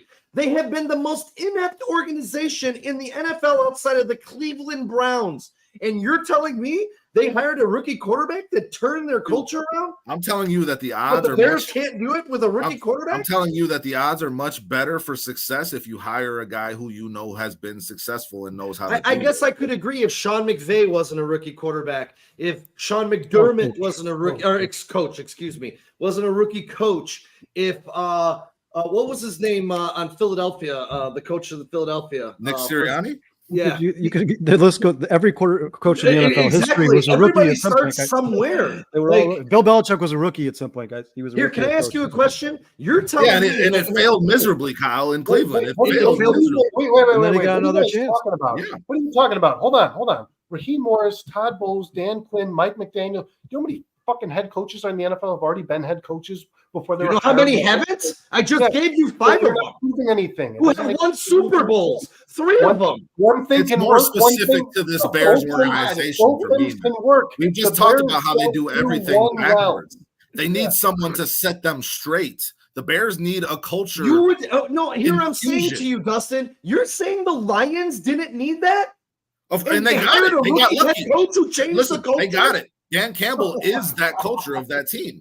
And it started with Dan Campbell and their GM for sure. And they got it right. What was that? Was that a rookie head coach? Yes, of course it was. But that doesn't. I don't want to take that chance with this Bears team, is what I'm saying. I would take it with Ben Johnson because Ben Johnson's learning. Zach Lipsy says only rookie head coach he would consider is Ben Johnson. So, and I do like Ben Johnson. I do think he's a better option for us. If I'm choosing between him and Matt Eberflus, I'm choosing Ben Johnson. But if I'm choosing between Ben Johnson and Bill Belichick, I am choosing Bill Belichick because I know what he brings to the table, and I know the Bears need that. That's like the biggest Niners fan on the planet, and the Ben Johnson would be exactly like Kyle Shanahan for the Niners. You went from the most prestigious offensive coordinator in the NFL to one of the best head coaches in the NFL for the 49ers. For sure. I'm not saying that doesn't work. I'm not saying that it doesn't work, man. All I'm saying is that you need a great infrastructure for it to work. The Lions did have that with their GM already in place. The Niners did have that with John Lynch already in place. And we're talking about all these questions we have about Ryan Poles because he just retained Matt Eberflus, who we all thought should have been fired. So I have questions as a person watching this decision being made. That's what I'm saying. But saying just hiring an experienced head coach, what the Bears have done repeatedly, and they've fallen on their face, and they failed every time. Answer either. because I know you guys just want to hire Bill Belichick, who I You guys, personally John Fox was, Yeah. by all accounts, a good coach in his NFL career. The Bears hired him. He sucked dick. I didn't want him to be I like- hired I as the like- Bears I head like coach. Mike- He was on I a like- downslide as far as I was Mike concerned. Vrabel, too. I Oh, like Vrabel. Bill Belichick could be on a downslide too. Here, I I'll tell you don't this. foresee that being 70 the years case. old, guys. He's 70 I don't years old. foresee that being the case with I Bill would like Belichick. I don't Ben think John Fox has Johnson. ever been on the level of Bill Belichick. It's not even close. It's not even close. I would like Ben Johnson and Ben Justin, Johnson. all you can do is judge Bill Belichick's last 5 years in New England. That's the only way you can see if he's No, on a that's not decline. all or you not. can do. All you can do is look at the last 5 years. Entire Right? resume, just like I mean, you would have judged John he Fox's built those entire teams. He built those teams. He Bill did Belichick build is those solely teams. responsible for the Patriots sucking. I for the don't last want 5 Bill years. Belichick Coach, as my GM, GM. Kyle. I don't want Bill Belichick. Well, you're not going to as get my that. GM. So And now that that's out the if window. that's the case, then we don't get Bill Belichick. Okay, so then who's But your if he's coaching? ready to Who's your just candidate? coach a football team, then Yeah, I but want that. So I besides want Bill Belichick, where they're not going to hire because he wants to be GM, who's your next coach? I would love a Mike Vrabel. I would I would like Vrabel or Robert Schley to be their defensive coordinator, not our head coach. I like what Vrabel brings to the table. I think he's a very good player, but it's time for an offensive head coach in the NFL on the Chicago There's no Bears. way Vrabel takes a defensive coordinator I position. think for I you don't see that. guys, I would like Eric Washington judge, to be the defensive for you coordinator. guys to take to the be Bears honest. history, Go ahead, Kyle. What? for you guys to take the Bears history and just say, like, I'm going to exclude 60% of the coaching candidates in the NFL, whether they're brilliant or not, because they've never coached in the NFL before. Is Yeah, but this is absolutely a absurd. Bears related. That's exactly what the Bears have done wrong for this whole time. They interview one guy knowing they want him. So go actually interview people, get to know them. So they talk to could them, make that same mistake then with Ben figure out Johnson which if one- they interviewed him knowing they want him too, right? Then you need a new owner, and it's not going to change. But They shouldn't be doing that. Yes, they should be doing Here's my And I'm just going to very eliminate. thorough guys. search. Here's for my concern. Ben Johnson. Ben Johnson goes somewhere else, becomes a great head Here's my coach. You guys concern. are going to look.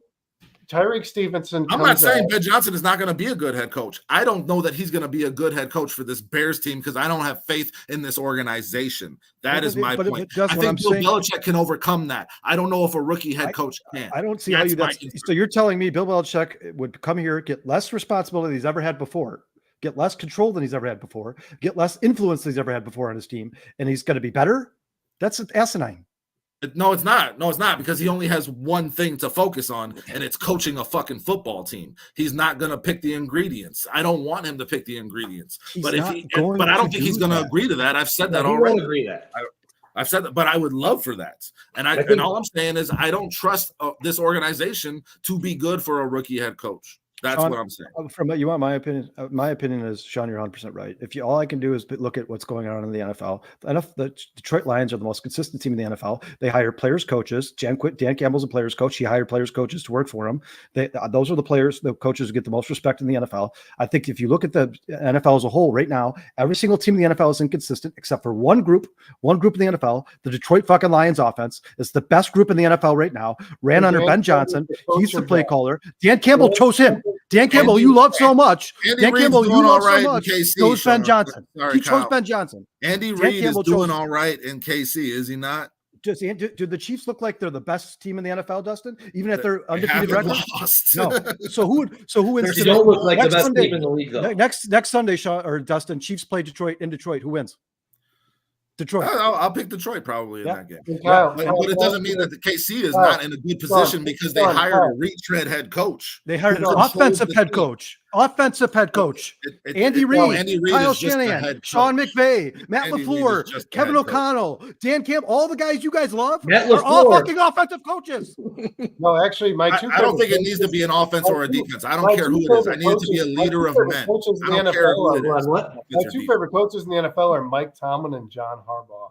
So no, I'm not an Vernon, offensive coach. Tell me guy. what John Harbaugh I'm has not done in an the last offensive 15 coach years. guy. Since he won the Jebediah Super wants Bowl. Ben Vernon, Johnson. Vernon, tell me why do you like John Harbaugh so much? Explain. Give me the Well, let me success ask you this. numbers. Hold on, You love hold on, John hold on. Let me Harbaugh. ask you this. John Does he win a Harbaugh Super or Bowl? Jim Harbaugh? I don't John want to get off Harbaugh, topic. Does If he you win a could Super Bowl in hire- 2008? If you could hire Dan Campbell 2012.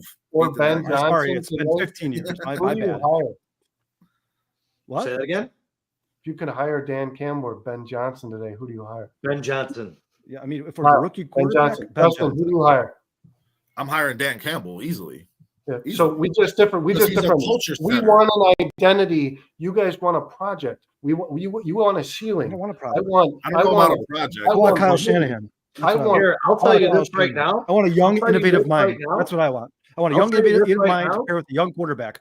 That's what I want. Project. Listen, if Ben Johnson can be that leader of men and a culture setter, then I am all for that. I would love that. Yeah, I just know that the Bears need that. And I know I got a better chance of getting it out of a guy who's established that they can do it. That's where I'm coming from. If you hire Ben Johnson, Tyreek Stevenson comes out week 1 and pokes a guy in the eye, and Ben Johnson doesn't know how to handle a situation, you hired the wrong fucking guy.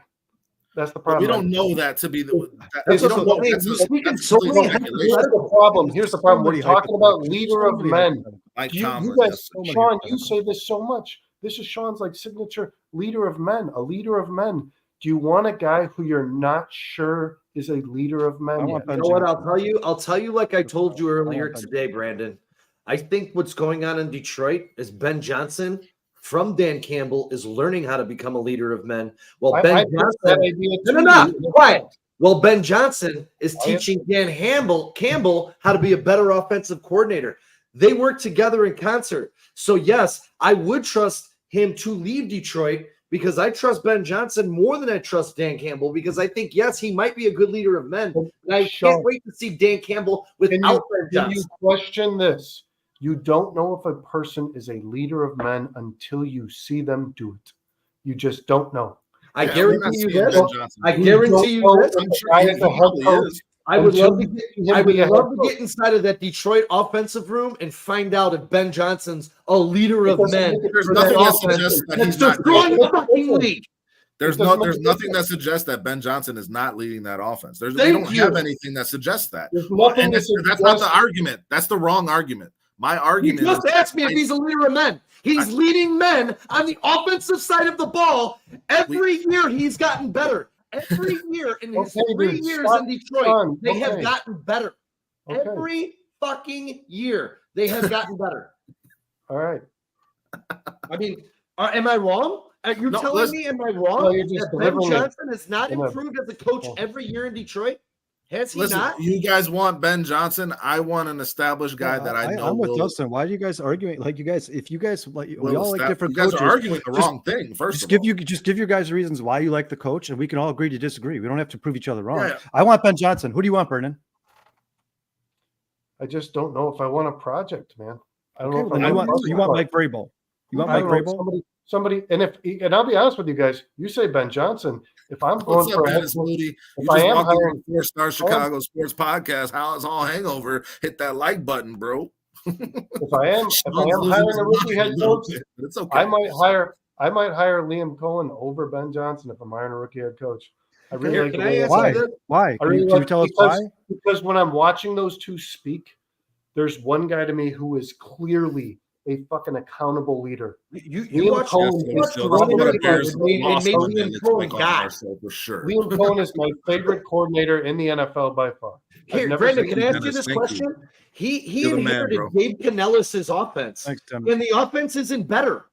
The offense is exactly the same. So what makes Cohen so much better than Ben Johnson, whose offense is number 1 in the league and has continued to improve? It's not about the numbers. That's what you're under his tutelage. It's not about the numbers to Brandon. He's talking about how Liam Cohen presents himself, takes accountability for his job, and leads his players. You're telling me Ben Johnson doesn't take accountability in a way that he likes it better. You know what? It's not Ben about Johnson the numbers. Doesn't have to take accountability because his offense is flawless and destroying teams by 50 points.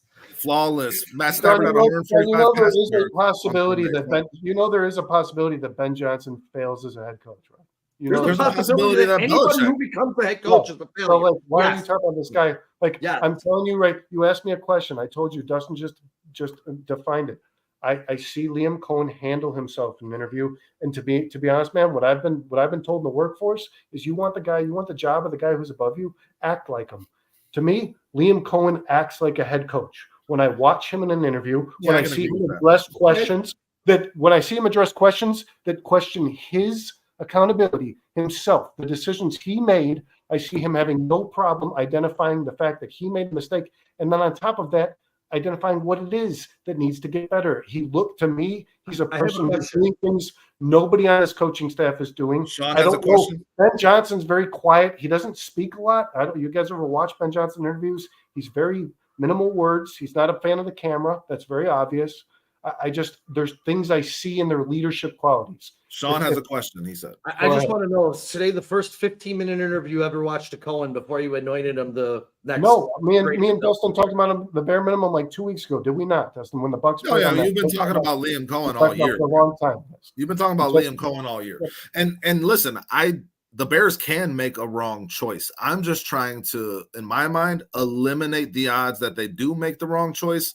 Because again, it comes to like all the stuff you talked about, Sean, with Ben Johnson and Dan Campbell, what they have on this coaching staff, the Bears clearly don't have it. Matt Eberflus has no idea what's going on with this offense. There's no accountability from the offensive coordinator to the head coach, and nobody's learning shit from anybody in this organization right now. We need someone to establish what you're talking about, Sean. And you think that's going to be Ben Johnson for this Bears team? I think it needs to be someone who's a little more vetted that can handle the fact that this organization is going to throw a lot of bullshit at you with the way it makes decisions, man. And I think that we need someone who changes the way they make decisions in the first place. That's why I want a guy like Belichick, because he's a true CEO of a football team. That's where I'm coming from. You know, and we can both be wrong. We can both be right for different reasons. And it just goes back to my point of nobody knew about McVay. No one knew about McDermott. No one knew about a lot of these guys. Dan Campbell, another one, as first-year head coaches that have turned out to be pretty goddamn good coaches in the NFL. And good leaders, yes. And they had great endorsements from their head coaches and the guys that had worked with them. I guarantee you, Dan Campbell's biggest fear is losing Ben Johnson. I guarantee that. Does Ben Johnson get bullied by this organization? Does he get pushed around? Does he get told what to do? Know what goes on in Detroit. Someone's hand reaching into his pocket is the whistle at someone else's mouth. However you want to explain, dude. The problem is every coach that's hired on this football team has to be a yes man. We know that, right? This is what this team looks for. Moose was hired to be someone's bitch. They don't look for guys what? Headlines. Hey, Brandon, if they're looking for a yes man, I want a guy who says no. No. That's not. We're not doing it that way. That way hasn't worked. Let's do it this way. What? I've been doing this for 100 years. It doesn't work. Yeah. No. Hey, guess what? The Bears. If you're thinking the Bears will only hire a yes man, then they're not hiring any of the guys we're talking about. Because they're going to go find another Eberflus. That's another doormat that sucks at coaching and put a headset on him and put him on the sideline. And that's why I want a Belichick. A rookie head coach. Vrabel is another good option. Here, guys. A rookie head coach is more susceptible to being a yes man because he's grateful for the fact that he was given the job. He might just want to do what he thinks is best for his future. And unfortunately, that doesn't create a winning culture in a football team. Yeah, and it doesn't actually help the coach in the future either. They're really hurting themselves. A guy like Mike Vrabel is going to say to his organization when they disagree with something that's vital to the success of his team, no. Dude, you guys are any of this stuff. You guys are making up whole coaching situations like hypothetical. You don't know what George McCaskey is saying to the coach. You have no idea. You're not in the fucking building. And on top of that, you guys are actually pushing back. You're pushing back to the fact that I said, if you want to find the best coach, then interview them. Everybody, everyone, Belichick, Johnson, Cohen, everybody. Who pushed back against that, Kyle? How could you? Nobody pushed back. You guys were like, no, it doesn't matter. You don't interview Ben Johnson because he's not going to be a leader. Nobody said don't interview Ben Johnson. Nobody said. Wait. What do you mean? Nobody knows what's happening, but everybody knows who the McCaskies are. We see the results. It's reported every day. This team wants control of everything. You guys are starting conversation based on solely hypotheticals. Solely hypotheticals. All right, here, guys, let's get this on track. Here, Dennis Moody says we need a coach that will prioritize the trenches, develop and protect our QB.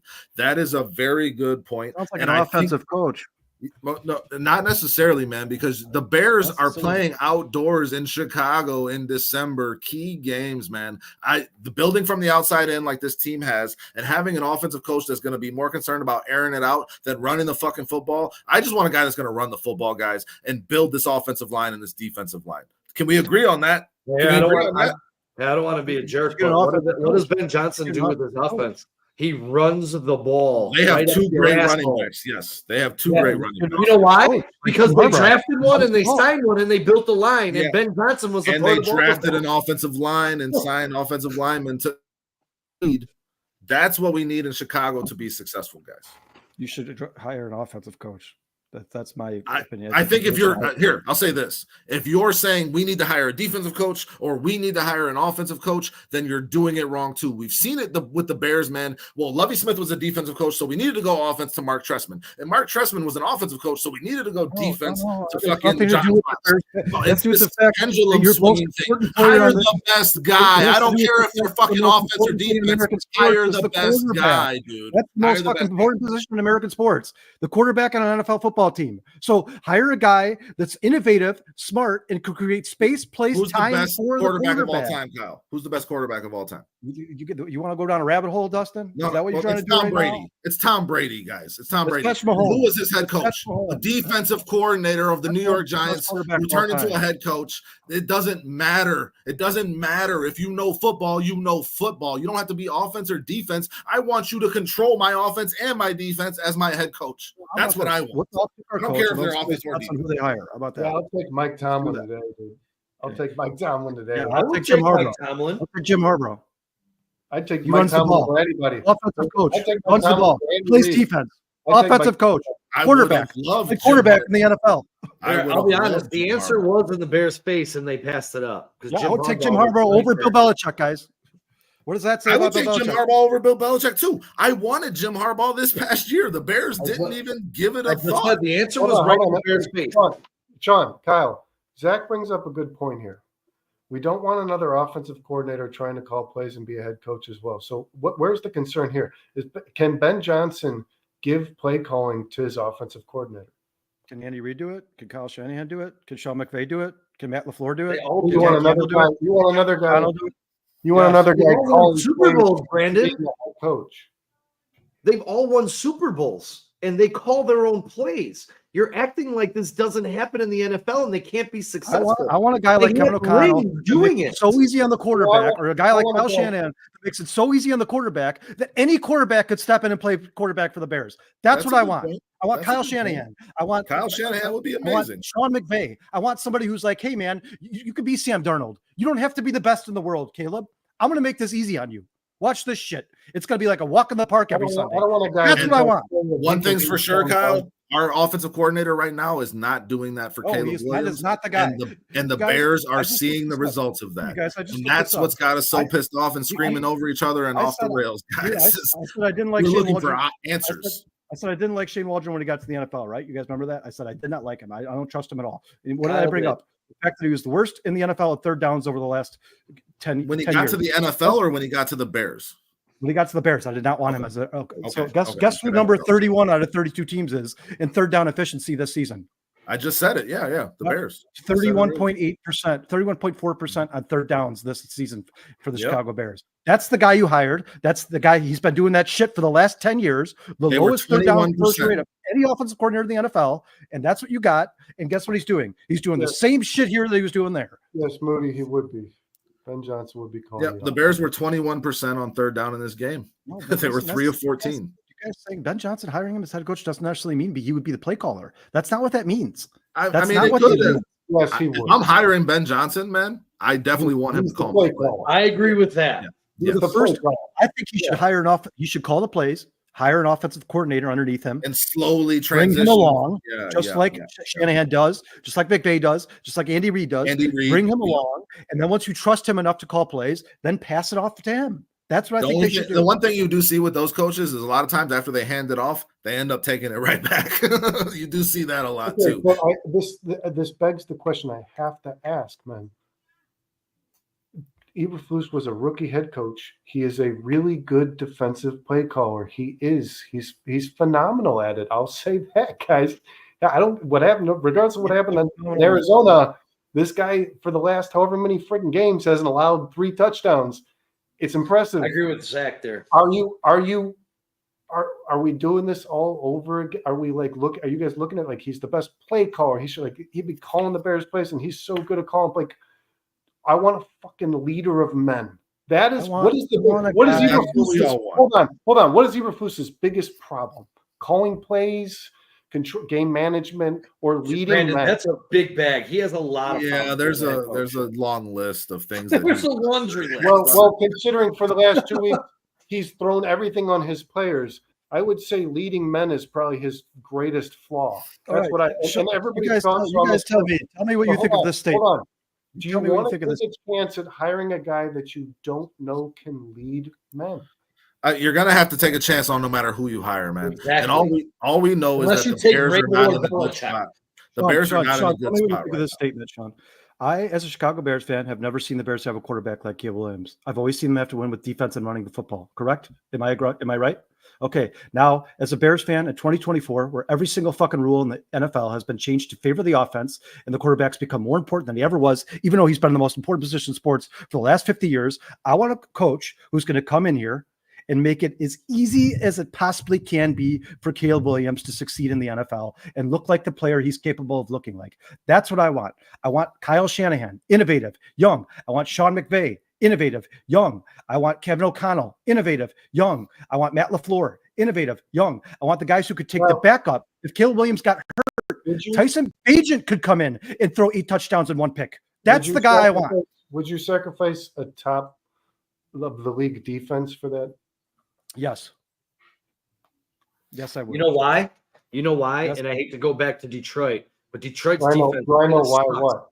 And they're winning with offense because it's an offensive league now. Guys, the Bears had one of the best defenses in the NFL for 20 of the last 30 Detroit, years. How's that worked out for them? But Detroit lost last Teams, year. you know, the teams are winning Super Bowls, guys. Hey, Good fucking quarterbacks and good Brandon? offensive systems. Those are the teams winning, not defenses. Hey guys, the team that won the Super Bowl The last Chiefs year, defense what do kind you of think won the them the defense Super Bowl was last year. Detroit might have How lost. about the Eagles defense against the Chiefs? Hey, where do you think Detroit- the Chiefs defense was ranked?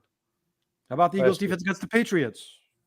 Detroit might have lost last year, Brandon, but you still won't admit that they've evolved and they've become better under this expert tutelage that they've had. That's Ben Johnson and Dan Campbell. They've become an unstoppable force that they've developed over the past 3 years. I think they're good. I mean, You don't think they're unstoppable? I think Jared Did Goff. you watch them adapt their game to destroy Green Bay this week? I think Jared Goff on the road is still concerning. I think Jared Goff in cold weather is still concerning. But I think Did you watch them deep pants Green Bay in wind and rain Hey, this guys, weekend? Silver Steel I'm says just asking you a arguing about question. Silver Steel says arguing about potential candidates right now is kind of pointless. It's safe to say we all agreed Flus should not be the head coach of the Chicago Bears. We are all in agreement on that. That's a good way to sum that up. I agree with that. Well, 100%. here, I just want to say, had a whole Eberflus after thing. this weekend, Brandon, you we just cannot didn't get a say- chance to get to it. No, Go after for it, this Kyle. weekend, you cannot say Detroit can't win outside. They were in the nastiest conditions. They adapted their game and deep-pantsed Green Bay at home. In the rain, in the wind, they adapted and destroyed them. They got a lucky touchdown when the Detroit Lions weren't even trying anymore. So are you arguing that Jared Goff's bad in weather? No, I'm backing up my point that said you're missing the point that under this tutelage, they have evolved every year. And yes, they couldn't win on the road. I'm aware that the Lions are a good football team. I don't know what. Are you? No, you just said they can't win on the road. Jared Goff sucks outside. This and that. You asked me, do I think they're a better team? I said yes, but I still think they have their woes, of course. Yes. Of course they have their woes. Zach says here, Kyle, you want all the guys that have been successful there, but there's 5 times as many young offensive minds that have failed in the opportunity. So In listen, their first opportunity, the Bears need a proven leader. you guys, because you've sucked so bad at something for so long and everybody else has perfected it and won Super Bowls, doesn't mean you shouldn't do it or you're not capable of doing it. If the Bears honestly believe that they're not smart enough to interview a guy and pick the right guy and tell whether or not he's a leader of men, whatever else you guys want, if they're not capable of doing that, bad news, guys. It doesn't matter who the coach is for the next day. It could be Bill Belichick. They're still going to suck. It doesn't matter. You can't call a guy into an interview and be like, this guy's intelligent, hardworking, smart, innovative. His resume is amazing. Then you shouldn't be hired. Then you shouldn't be a football organization. You should sell the fucking team. Who's hiring the coach? Ryan Poles should be hiring the coach. That's what he was hired to do. I agree. I don't know that that's gonna. I don't know that that's the case. And Brandon, I agree with you. Or Dustin, I think you said it too. I don't trust anybody in this organization to hire the right guy. We're going to have to fall into the right guy. And that's exactly what the Bears are hoping with Caleb Williams. We finally drafted a quarterback that will do it on his own. And we just got lucky. Like when the Bulls got Michael Jordan. Oh, we got the greatest ever. We're going to be good now. That's what the Bears are thinking here. Hey, we got these clowns. That's the only reason I can think they cut Matt Eberflus, because What was the bill of goods that was sold on Caleb Williams? Plug and play. Bears are going to win now, make the playoffs, compete for the division just because we drafted Caleb Williams. That's what they expected.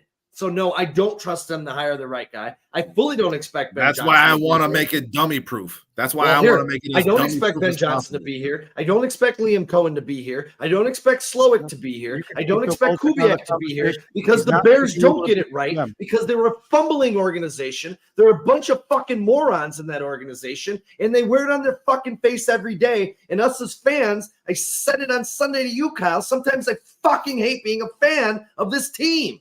So we could just go be Lions fans then, huh? I'll never not root for the Bears, but it sucks being a fan of this team because of this fucking guy right here. And you know where we're back? We're right back here where we shouldn't be, but we are. And Poles is a big part of it.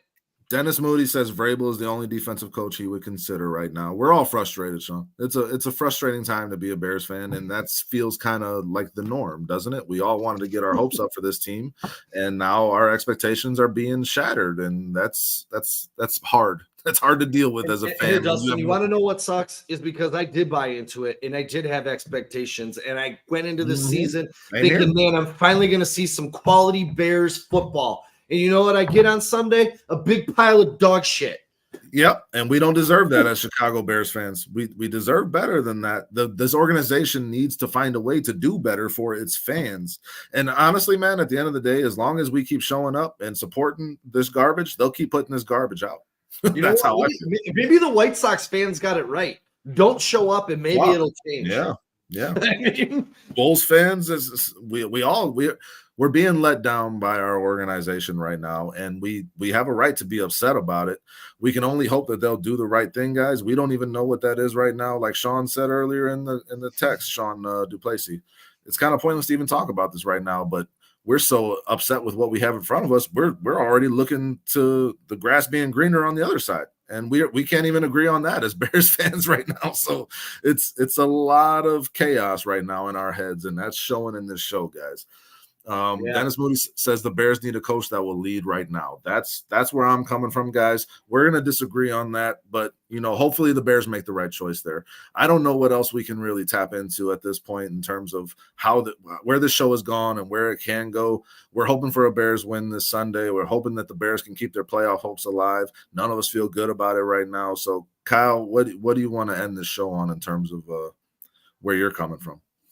I mean, there's really not much to talk about. I mean, at least we all agree on one thing: that Eberflus should not be the leader of the Chicago Bears, right? He should not be the head coach of the Chicago Bears. And I'm sorry, guys, but anybody who's like, "Oh, well, you could fire him and retain," that's probably not going to happen. If you fire him at Eberflus, you're going to lose this entire staff. It's going to happen. Like I said, Sean, you're right. There's no point to talking about it. I just, people say like, "Oh, well, the Chicago Bears shouldn't be trusted to pick a head coach." Well, as far as I can tell, just from what I've read, there are about 10 other teams in the NFL that would love a chance to make Ben Johnson their head coach. So maybe I trust those other 9 teams more than I trust the Bears. But I feel like the Bears are going to not hire Ben Johnson, and that he's the obvious pick, and then he's going to be good somewhere, and we're going to be like, "Well, we did everything opposite of what everybody else would have done," because 9 other teams in the NFL wanted Ben Johnson. The only reason he turned him down is because he wanted the most money and because he said he was waiting for the Bears job. I don't know if that's true or not, but as far as I can tell, guys, that's the best hire for me personally. That's the obvious choice. If the Bears don't do that and they go pick somebody like a 70-year-old Bill Belichick and blows up in their face, it won't surprise me at all. Ultimately, this team is not good. The offensive line is not good. The head coach is not good. The offensive coordinator is not good. And I don't think it's going to get any better. I think this is going to be a very disappointing season for Bears fans for the rest of the year to come. I hope they would beat the Patriots on Sunday. That's all I can say. Yeah. If you don't beat the Patriots, you're done. And like you're saying with the coach, with Ben Johnson being the belle of the ball and everybody wanting him and just using that as like your compass. The Bears use that same compass, I think, in drafting Caleb Williams. Every team that needed a quarterback wanted Caleb Williams. So we feel like they made the right choice there. So maybe that's a good philosophy to go on for your head coach, Kyle. I like that. Sean, where are you at? Yeah, I agree. That is a different way to spin it, Kyle. Yep. I'm just praying. I'm all spun out. I'm praying they beat the Patriots because I don't see another win on the schedule the rest of the year. I have zero faith left in this coaching staff. I mean, every time there's a competent coach on the other sideline, he gets rings run around him. I mean, I don't even think Gannon's that good of a coach, and he destroyed Flus this weekend. Gannon and Steichen both have outcoached this season. Yeah, I'm just at the where's the noose? Let me go hang myself in the closet with this football team. I just an analogy. Sean, just you have our numbers. Like I said last week, just give us a call before you make any drastic decisions. There ain't no coming back from that. You know what? All I can say is thank God the Jayhawks are bad. I hope they're back. I hope they beat UNC on Friday. Yeah, well, good luck with that. Fuck UNC. I hope they beat them too. Brandon, where are you at? Yeah, I agree with Kyle. It's a bad football team. The coaching staff's writing's on the wall, right? These guys are gone. There's just no ifs, ands, or buts, unless some miraculous finish the season winning out, right? I mean, it's going to get. I agree with Kyle. I think it's going to get uglier. Unfortunately, man, I wanted to believe so much that this team was different, but it's not, and I think it gets uglier. I think the Bears are going to win more games at home for the remainder of the season than they lose at home. I think the record at home is going to be winning. I think the record overall is going to be bad. Maybe 8 wins. I think it does get this coaching staff fired, and I think you guys are all right. You just got to get the right guy, man. Got to get the right guy for this job. And I do still want to see Caleb progress and develop. That's where it is to me, man. And Dennis Moody says right here, I just want to point this out. This is the most honest fan site I have been in. We are all feeling it. When the Washington game didn't go, the Arizona one finished it off with yeah, man. We're just trying to be who we are, and we appreciate you joining us, and we appreciate the feedback on that, man, and keep coming back and hanging out with us, because we are going to be who we are. Where it is to me, Brandon, where it comes down to is what are we going to do right by Caleb Williams? The playoffs, I think, is it's a dead issue, guys. Well, and listen, real quick, what kills, what destroys this, and Mike Greenberg said it, and it's beautiful the way Flus is now going to do things that keeps. He's going to try to save his job, win games at the expense of developing the quarterback. That's where I'm trying to get to. If Flus is trying to maintain this record to where he gets to the playoffs and he thinks he's keeping his job, at what is that coming at the expense of Caleb Williams and his development and his growth as a quarterback? To me, that's got to be the main focus for this team for the rest of the season. And if that means firing Matt Eberflus midseason, I am all for it. I don't think the Bears are going to do it. I think in this for the whole season, and I think we're going to have some more games lost because of Matt Eberflus being our head coach. But Caleb Williams has to be the focus of this team. If you got to do something, fire fucking Shane Waldron so we can start running the ball. The guys, 43% running is not the recipe for success for a rookie quarterback. We need to run the ball more. We need to make the game easier on Caleb, and we need to see him growing from week to week. Right now, we're seeing regression. He was going up, and now he's going down. And if we're seeing this all season, that's where young quarterbacks, develop bad habits. All hands on deck right now to save Caleb Williams' development this season. That's where I'm at. Fuck everything else. Don't be surprised. Guys, do not be surprised if somebody is terminated on this coaching staff. It'll be Shane Waldron. One bit. Wouldn't surprise me at all. Well, guys. Hey, really quick, guys, before we get out of here, we got Brandon and Dustin jumping over to CPS. They're going to be with Jerry Azuma. Zoom! Yeah, Jerry Azuma on CSP tonight, guys. Check it out. Hop over there, check them out. We're going to put a bow on this thing. Hold on really quick. Anything you want to get out there before you wrap up? Shit, fuck Green Bay. All right. Yeah. We can't stop that. We can't stop that. It's the only thing that made me smile. This kind of made me smile too, really quick. We'll just show this really quick because this is just awesome. This is just ridiculous, dude. Matrix type shit. It's insane, dude. Yeah, when I saw that, you don't know how to insane, dude. Kyle knew that guy. I'm like watching it at Sean's house. I'm like, how the fuck did he know that guy was coming, dude? We lost our minds, dude. Backwards.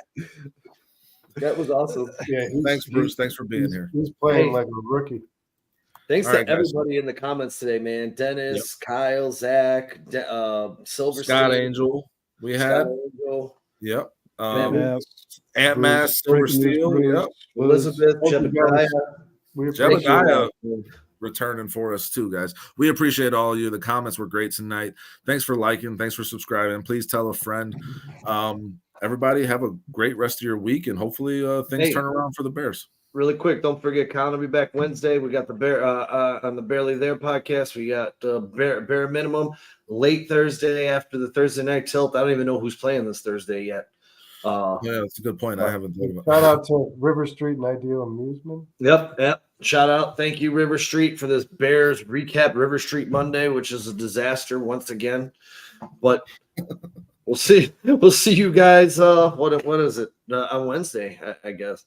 All right, guys. Bear down, pick up your spirits, then go check these guys out on CSP with Jerry Azuma. Yeah, Thursday's going to be a good game, guys. It's Bengals Ravens. So Yeah, that's going to be a good one. Game.